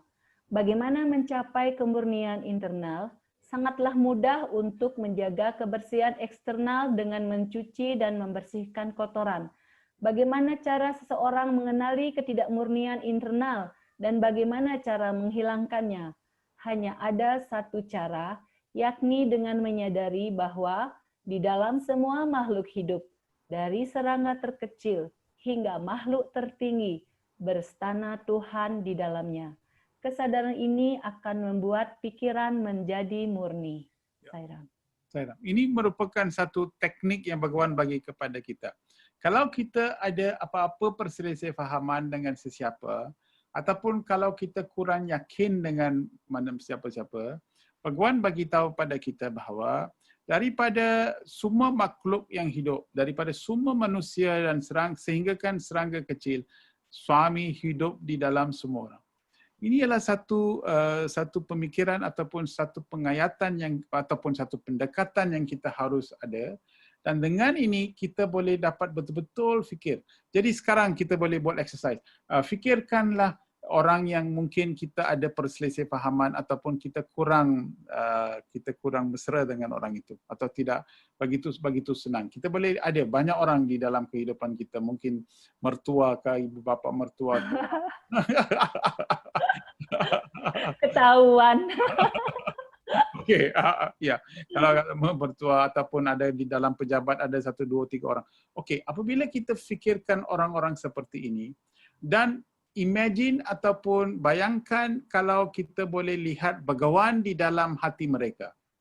So bila kita sudah bayangkan Bhagawan di dalam hati mereka, cara kita cakap dengan orang itu ataupun cara kita fikir dengan orang itu akan tukar. Terus serta-merta akan tukar. So inilah cara bagaimana kita boleh dapat mengatasi apa-apa masalah dengan orang lain. Lihat, fikir bahawa Tuhan, seperti untuk kita, suami ada di dalam semua makhluk di dalam dunia ini. So kalau dengan ini kita boleh dapat meningkatkan kemurnian internal kita. Kalau kemurnian internal kita sudah tinggi dan baik, maka kemurnian eksternal akan terus. Kemudian kita akan simpan semua benda, kita akan bersihkan semua tempat dan sebagainya. Kita akan hidup dengan begitu baik sekali. Jadi inilah cara bagaimana kita harus hidup. Ini dua perkara, eksternal dengan internal. Banyak orang kita lihat dalam bilik bersih, tapi di dalam pemikiran tu tidak begitu baik sekali. Tidak ada ini, ada itu.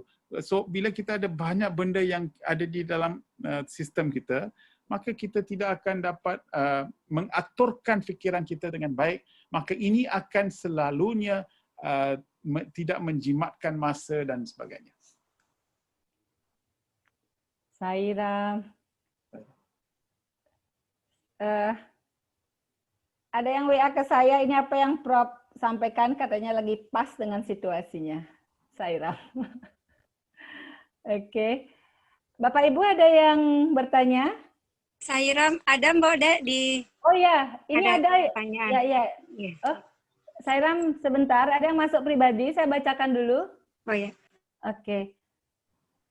Mau tanya sebentar. Pertanyaan adalah pengalaman yang paling Om Sairam mau bertanya kepada Prof Suresh. Oke, maaf Sairam. Pertanyaan, pengalaman yang paling berkesan saat bersama suami dari Prof Suresh dekat dengan secara fisik dengan suami. Oh, begitu banyak. Sairam.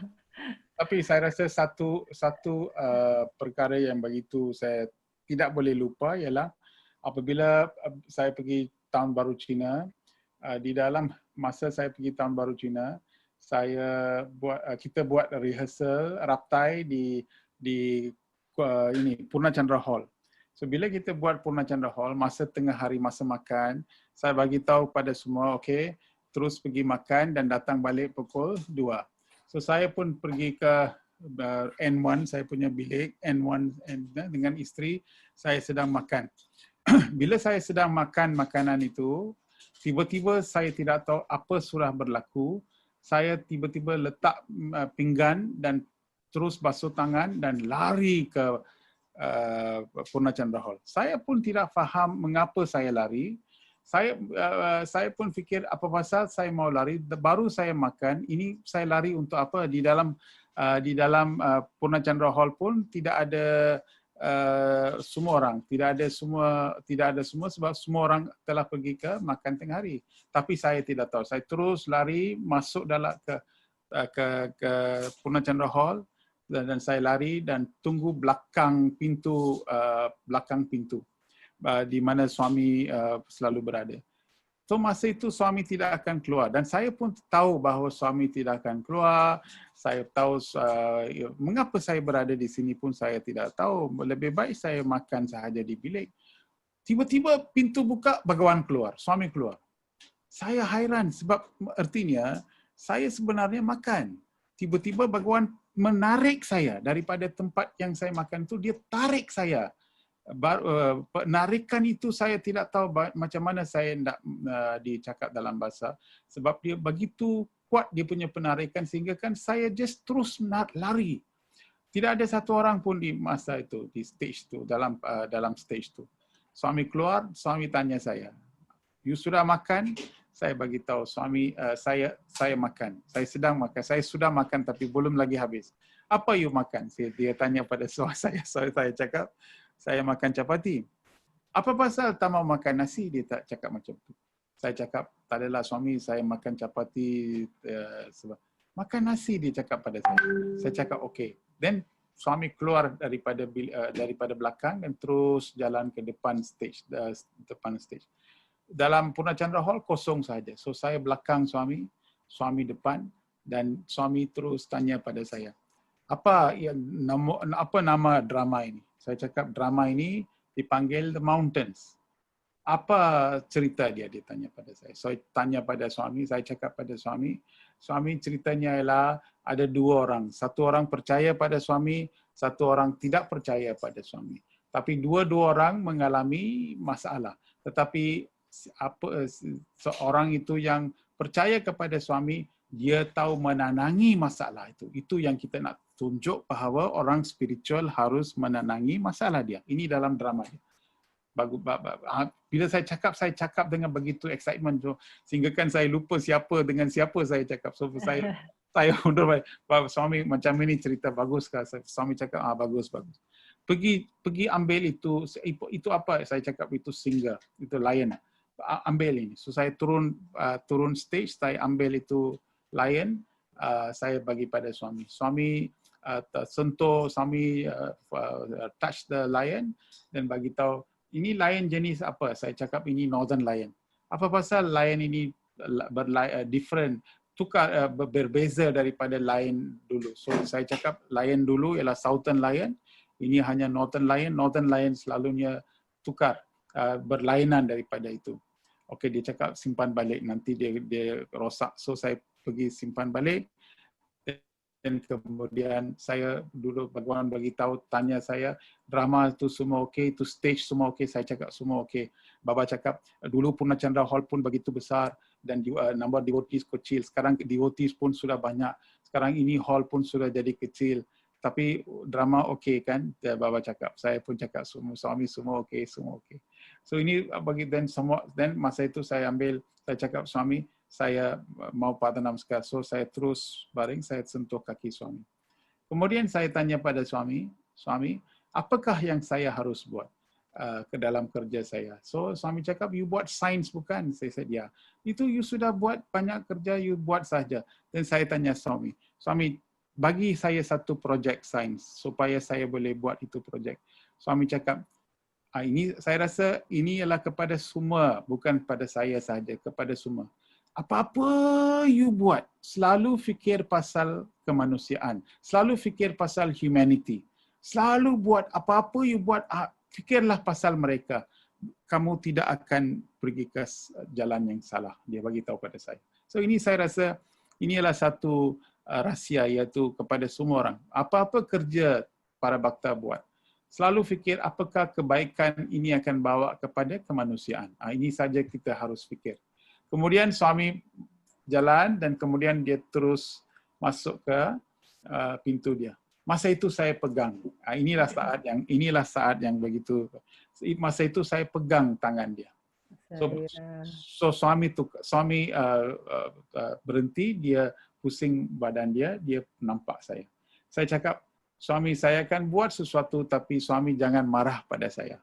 Suami cakap, apa you mau buat apa yang you mau buat? Kemudian saya terus ambil tangan saya ini dan letak di sisir bawah dan saya buat macam ini. Saya cakap, saya sangat sayang pada suami. Saya sangat sayang. Wow. So suami lihat ini bagus. Suami lihat muka saya, suami cakap macam ini, dia buat macam itu. Saya rasa saat itu saya tak boleh lupa lah. Ini saat yang tak boleh lupa. Dia beri saya satu peluang macam itu. Wah, Saira. Ya, so masa itu, so artinya itu sebab saya tidak ada, tak boleh. Saya macam peluang ini yang saya dapat tiap-tiap malam. Para bhakta sekalian cakap terima kasih Profesor, terima kasih. Tapi saya para bhakta sekalian cakap terima kasih. Tapi sebenarnya sayalah yang harus cakap terima kasih kerana beri saya satu lagi peluang untuk cakap pasal suami. Ini 4 hari dalam 1 minggu saya buat program ini. Juga esok kita akan buat dengan Thailand dan zonal dan sekarang USA dan sebagainya. Saya rasa tiap-tiap kali ada peluang untuk cakap pasal suami.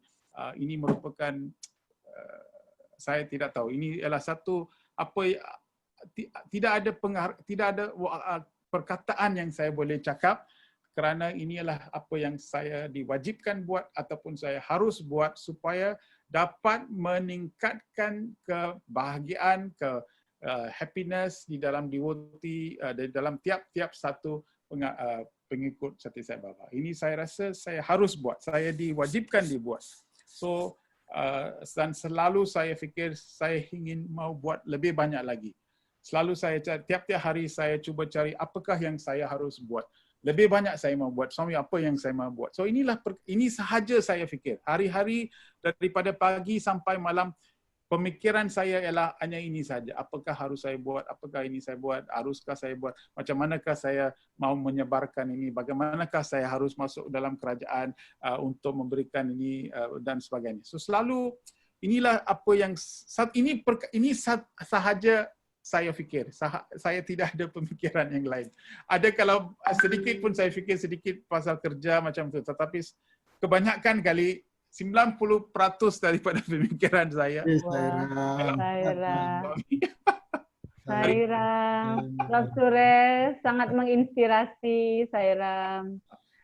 Betul-betul kami merasa bersyukur sharing Prof. Suresh membawa kami ikut seakan-akan selalu bersama Begawan Sairam. Itu tadi pertanyaan dari Bu Guru Cindy yang selalu takjub melihat Prof. Suresh selalu terkonek dengan Begawan, jadi ingin sekali kenapa bisa seperti itu. Sairam sangat menginspirasi. Terima kasih Bu Guru Cindy, Sairam. Sairam. Sekarang ada pertanyaan lagi Prof. Suresh. Boleh. Itu masih tentang vegetarian tadi dari Ibu Nyoman Ringin. Beliau balik vegetarian. Sairam. Nah, tapi saya punya ide Prof. Suresh, karena Prof. Suresh begitu banyak punya pengalaman indah dengan Begawan. Nanti kita punya sesi khusus sharing spesial experience Prof. Suresh bersama kami, sharing untuk kami, Sairam. Nah, ini dari Ibu Nyoman Ringin, beliau cerita bahwa anak-anaknya saat dari dalam kandungan sudah vegetarian, setelah besar, setelah SMA dan kuliah mereka tidak vegetarian karena pengaruh teman-teman di sekolah. Kenapa mereka seperti itu dan apa yang harus dilakukan, Sairam? Yeah. So ini ialah sebab apabila kita sudah tanam vegetarian ini, juga kita harus fikir dan faham berapa jam mereka ada di dalam. Vegetarian hanya satu aspek spiritual sahaja. Lain-lain kita kena bimbing juga macam bajan, satsang, EHP kelas, SSC kelas, semua haruslah bersama. Vegetarian hanya satu aspek sahaja, satu faktor sahaja.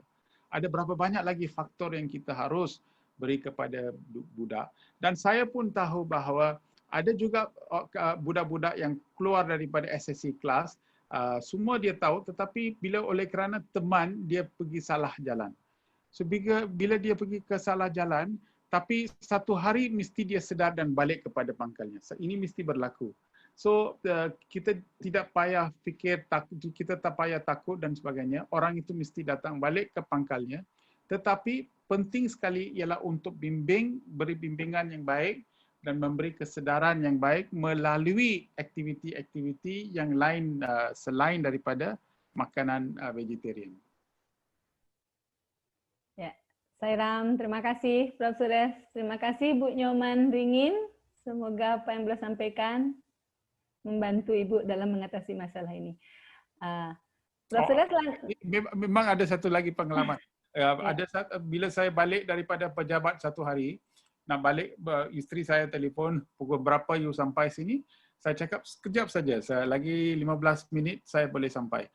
Sebab dia sudah sediakan makanan, terus dia tanya pukul berapa saya mau.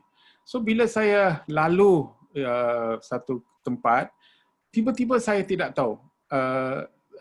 Tiba-tiba hati saya cakap saya mesti berhenti di sini. So saya berhenti di sini, di situ. Saya parking kereta dan saya masuk ke restoran vegetarian. Tetapi saya tidak tahu apa pasal saya harus datang ke restoran ini sebab saya baru bagi tahu isteri saya bahawa saya akan datang ke rumah. Tapi saya fikir saya harus berhenti dan saya harus masuk ke restoran.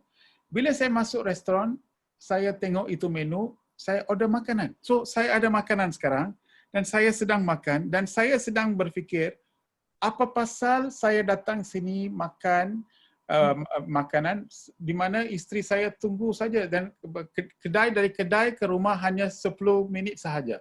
So apa pasal saya tidak faham, tetapi saya ikut apa yang saya harus buat. So apabila saya sedang makan, tiba-tiba saya nampak di meja yang dekat ada seorang yang duduk, seorang budak itu dia duduk, dia makan.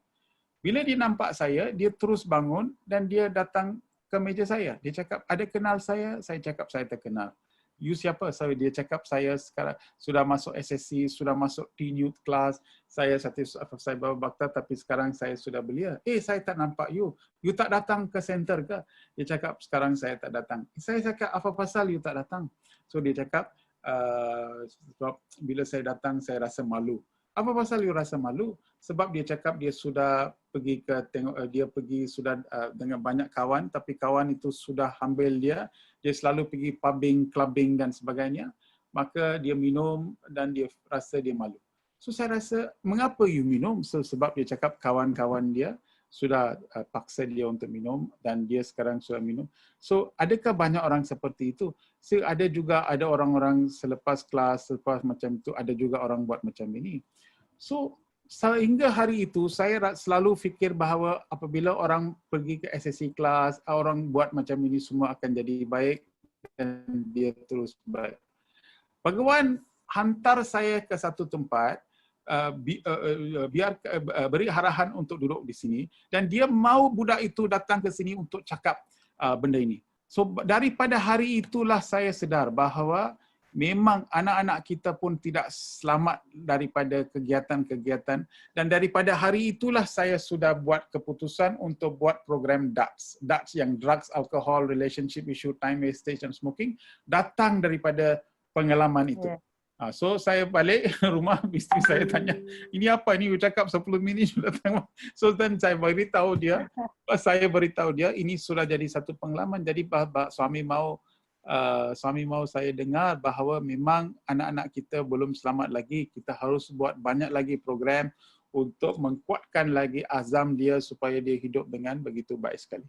So ini adalah satu lagi pengalaman. Kita tidak tahu. Kadang-kadang kalau kita lihat, dia akan bawa kita ke satu tempat. Dia akan bawa kita.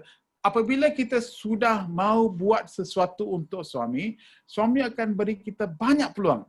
Dengan cara-cara yang berlainan, kita pun tidak tahu. Tetapi haruslah kita berikan dia peluang untuk buat demikian. Sairam.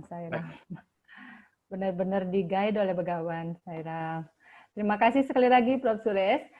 Ini ada sharing dan pertanyaan dari Pak Putu Suwitra berkaitan dengan kesadaran binatang dan manusia. Nah, beliau bilang, dari cerita seekor anjing yang saya bayangkan kesetiaannya. Tiap binatang kita sadari ada kelebihan sifat yang diunggulkan. Namun tetap saja dia kelompok sebagai hewan yang tidak memiliki kesadaran seperti manusia. Apakah itu sebatas naluri atau insting, di mana perbedaan yang mendasar dengan kesadaran seperti yang dimiliki manusia? Dan kenapa ciptaan punya sifat dominan di mana manusia harus belajar dari sifat tersebut? Sairam. Sebenarnya manusia dulu kesedarannya tinggi, dia punya tahap kesedaran begitu tinggi. Tapi lama-kelamaan oleh kerana kita sudah percaya kepada dunia dan bukan percaya kepada diri kita, kita sudah hilang tahap kesedaran, sudah jadi rendah sehingga kan Tuhan harus datang sebagai Bhagawan Baba dan berikan kita ajaran dan sebagainya supaya membangunkan kita daripada kesedaran ini. So dengan ini kita lihat kepada nature, kita lihat kepada binatang dan banyak lagi benda-benda yang memberi kita inspirasi untuk hidup dengan lebih murni. So kerana kita sudah banyak kurang tahap kesedaran kita. Kita lebih percaya kepada teknologi, kita lebih percaya kepada handphone, kita lebih percaya bahawa maya sudah jadi begitu besar sekali. Maya sudah menjadi begitu besar sekali. Kita sudah percaya pada maya lebih daripada percaya kepada diri kita. Sairam, terima kasih Prof. Suresh. Kita pura-pura lupa waktu. Ya, 9:45. Iya. Prof. Suresh, masih ada satu pertanyaan dari Pak Madirai. Intinya adalah beliau bertanya, apakah vegetarian juga berdampak untuk mengurangi karma buruk kita? Ya, okey. Bagaimanakah kita boleh dapat mengurangkan karma kita? Kita harus mempunyai pikiran yang jelas. Kita harus mempunyai pikiran yang bukan reaktif tetapi responsif. Reaktif artinya kalau orang tendang kepada kita, kita terus jadi marah dan kita terus tendang balik. Ini reaktif. Kalau orang tendang kita, kita fikir dulu, oh ini orang tendang kita, mungkin dia salah tendang, mungkin tak apa, kita minta maaf. Okey, ini ialah respons. Binatang react, manusia respon. Jadi kalau kita hanya mau react sahaja di dalam dunia ini, segala keputusan yang kita buat ialah impulsif. Bila kita buat dengan serta-merta, ini akan menambahkan karma kita. Sebab kalau kita buat, apabila kita berdepan dengan satu keadaan, apa yang penting ialah keputusan. Apa yang kita harus buat. Tetapi keputusan itu dipengaruhi oleh fikiran yang selalu reaktif.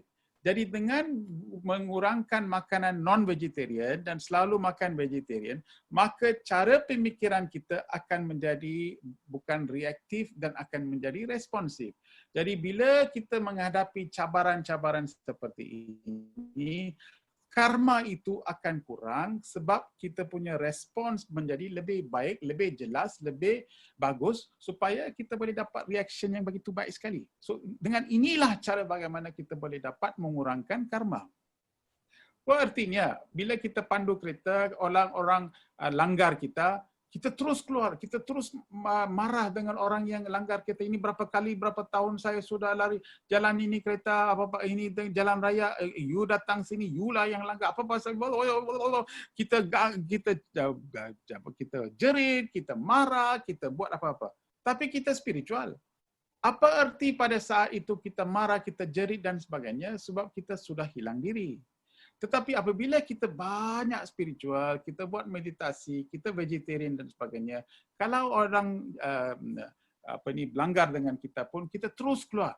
Encik selamatkah? Encik ada apa-apakah? Bapa ada apa? Tak apalah, kita pergi ke depan side, kita cakap saja. Dengan cara yang langgar itu sudah menjadi ditakdirkan, sudah dilanggar. Tapi cara bagaimana kita mengatasi masalah itu spiritual. So, dengan itu kita kurangkan karma kita. Ya, Sairam, terima kasih Prof. Suresh. Pak Rai mungkin sudah sangat puas dengan apa yang beliau jelaskan. Satu lagi Prof. Satu lagi ini ada pertanyaan Japri tentang apa tuh dhyana dan jnana dalam meditasi. Mohon penjelasan Prof. Suresh. Dhyana ialah meditation, jnana ialah knowledge. Dhyana artinya meditation. Bila kita di dalam dhyana artinya kita duduk diam, kita tarik nafas, kita fokus kepada minda, kita tenangkan fikiran dan kemudian kita melalui dhyana kita akan hilang diri kita. Kita akan terus hilang, kita akan hilang masa, kita akan hilang tempat, kita pun tidak fikir dan tahu mana kita akan berada. Tapi apabila kita pulang balik, kita merasa begitu tenang dan aman dan damai. Ini ialah dhyana. Jnana artinya ilmu yang kita kejar. Macam jnana lain, macam kita baca itu wahini dan sebagainya. So apabila kita membaca banyak lagi wahini dengan jnana itu memberikan kita inspirasi untuk buat dhyana. Itu dia. Jnana itu akan memberi inspirasi dengan begitu baik sekali sehingga kan dhyana kita menjadi tepat. Bila sekarang kita kerja di pejabat, kita lari sini, lari sana, terus datang ke rumah dan terus duduk meditasi, kita tidak akan dapat dengan tepat. Tetapi apabila kita datang, kita baca buku, kita selalu fikir pasal suami, kita selalu fikir. Dengan saat-saat seperti itu, fikiran kita akan menjadi begitu baik sekali sehingga kan dia akan membuat meditasi dengan begitu baik. Inilah artinya dhyana dengan jnana. Sairam, terima kasih Prof. Suresh, terima kasih Sister yang bertanya, tidak mau disebutkan namanya. Ya, Sairam, Prof. Suresh, barangkali malam ini kita akhiri sampai di sini. Bapak Ibu, terima kasih sekali lagi kami haturkan atas kesediaannya menyimak sesi Sairama yang luar biasa ini dengan hikmat. Apa yang beliau sampaikan sungguh sangat menyentuh, kembali menjadi bekal kita untuk selama-lamanya. Bukan hanya 1 minggu ke depan, tapi selama-lamanya. Tapi minggu depan kita dikuatkan lagi di sesi Sairama yang ke-23. Mari kita akhiri dengan panjatkan doa, dan sebelum itu mohon jangan bubar karena ada pengumuman dari sekretariat. Sairam, kita hening sejenak dan panjatkan doa kepada Begawan. Om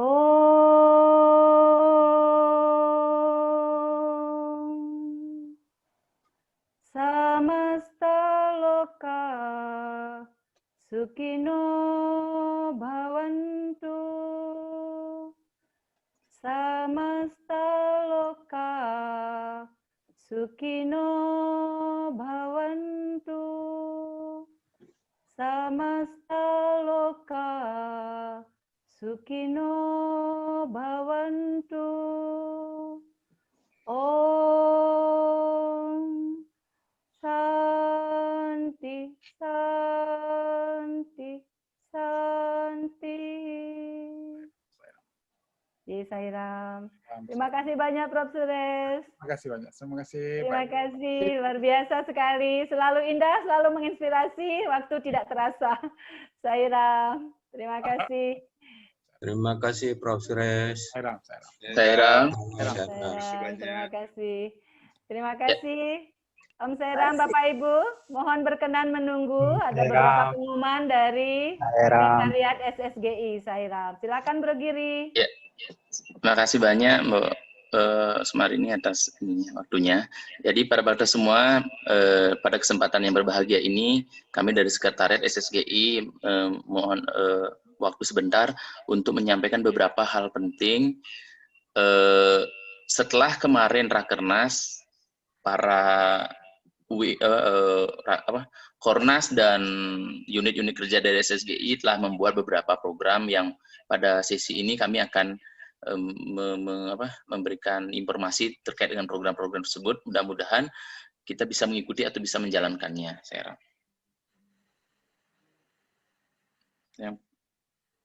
yang pertama adalah, sebentar. Yang pertama ini ada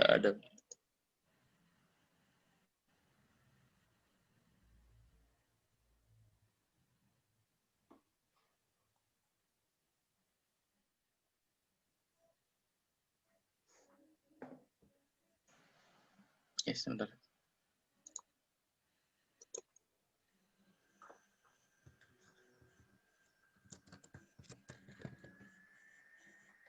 Ada program lain yang digagas oleh Kornas Mahila. Ini didedikasikan untuk babak ke-95 ya.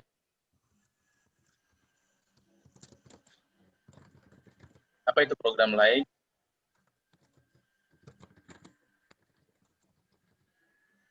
L-nya love atau kasih sayang, the beauty atau kecantikan, I-nya growth atau perkembangan, health atau kesehatan, transformation atau perubahan. Nah, bagaimana program ini akan dibawakan dalam bentuk workshop ya, selama 5 sesi setiap hari Selasa jam 17.45. Jangan lewatkan, yang mungkin sudah mendaftar, belum daftar, bisa langsung mendaftarkan diri. Ini adalah waktu-waktu yang telah ditentukan oleh Kornas Mahila. Ini tentu saja sangat menginspirasi bagi terutama Mahila ya, yang telah join, dan kemarin kami dapat informasi sudah ada sekitar 108 ya yang sudah mendaftarkan diri, dan nanti akan dibahas secara detail satu persatu dan narasumber dari Malaysia. Sertanya bagi siapapun karena ini sifat umum juga ya. Ada bahasa Inggris dan bahasa Indonesia yang perlu diketahui tadi.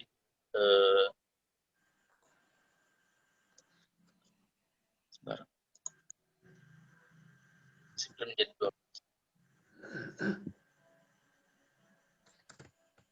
Dan kita diwajibkan nih, peserta diwajibkan untuk mengikuti semua sesi yang telah dicanangkan. Bagi para bakta yang belum mendaftarkan diri, terutama para Mahila, silakan hari ini ya, sebenarnya pendaftarannya mungkin kalau memang belum sampai dengan besok barangkali masih memungkinkan.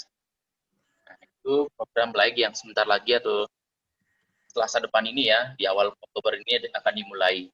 mudah-mudahan semuanya atau para bakter yang belum mendaftarkan diri bisa langsung mendaftarkan diri ke panitia Sairam. Mudah-mudahan berjalan lancar, diberkati suami dan bermanfaat bagi semuanya.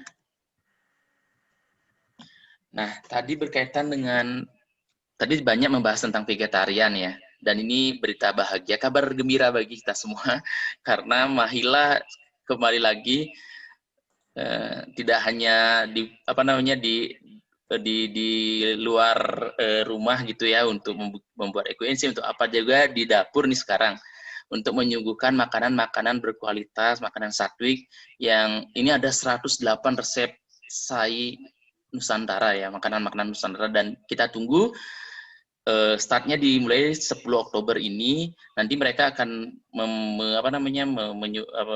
membagikan ya resep-resep dan kita bisa praktekkan di rumah. Kita juga akan arsip di web untuk bisa dibuka-buka oleh semua, terutama para ibu-ibu Sairam.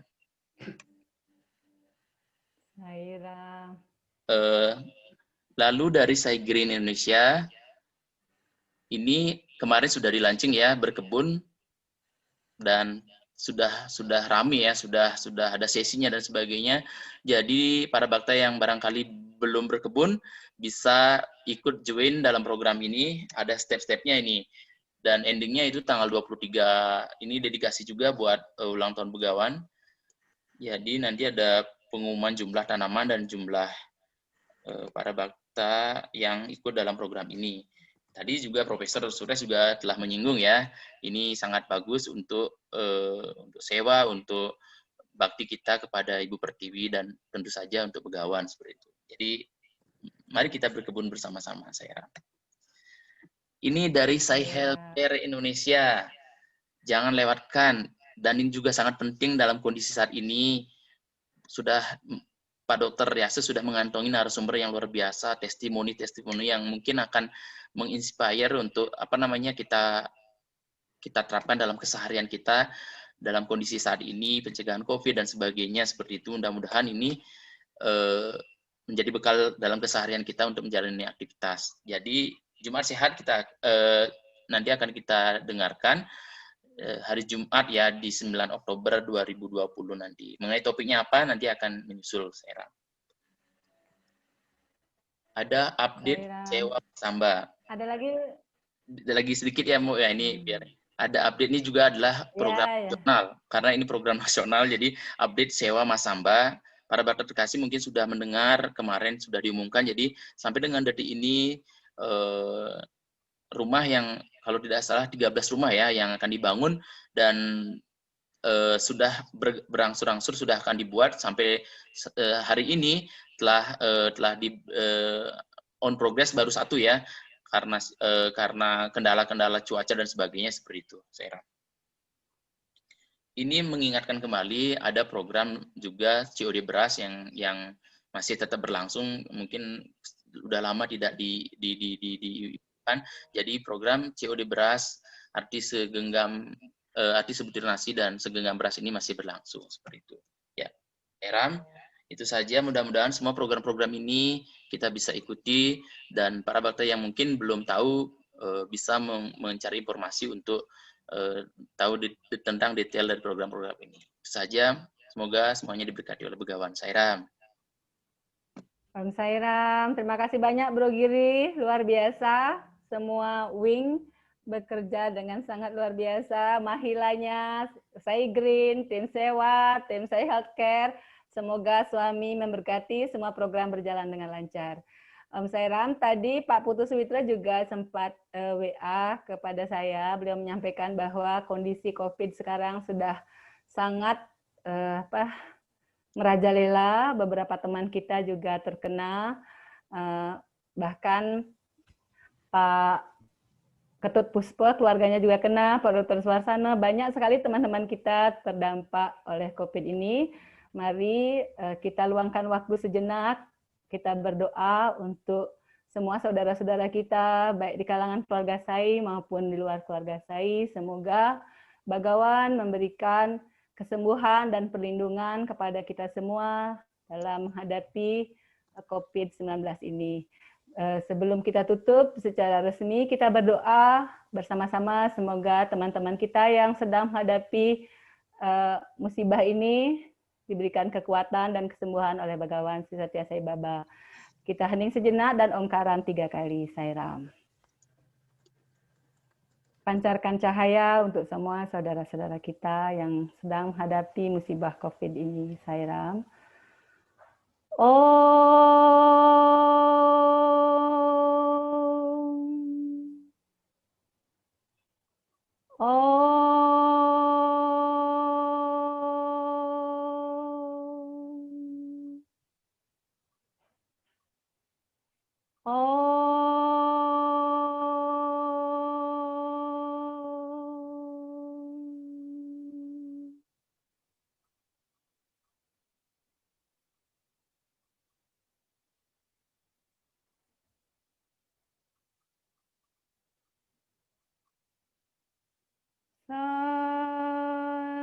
Santi, Santi, Santi. Jai Sairam. Terima kasih banyak Bapak Ibu, Sairam. Terima kasih Bu Kade. Sairam. Kita akhiri sesi Sairam depan, nggih. Terima kasih Sairam. Terima kasih semuanya. Sairam. Terima kasih banyak, Mode. Sairam, Dek. Sairam. Sairam Pak Swasti. Sairam Bu Kade. Nggih. Sairam, nggih. Sairam. Sairam semuanya. Semoga Sairam. sehat. Semoga Sami sehat, Sairam. Sairam, terima kasih semuanya. Terima kasih Pak Eka, terima kasih Ida. Pak Dewa Ketut Suryawan, Sairam. Om Sairam semua. Bro Wijay, Bro Juli. Sairam, terima kasih. Bu Juli, Sairam. Ya, Sairam Bude. Sairam. Sairam. Selamat malam. Pak Maderai, Juli, sukses Sairam. nih program-programnya. Iya, beli Komang Harta, Wirawan. Semoga semua diberkati.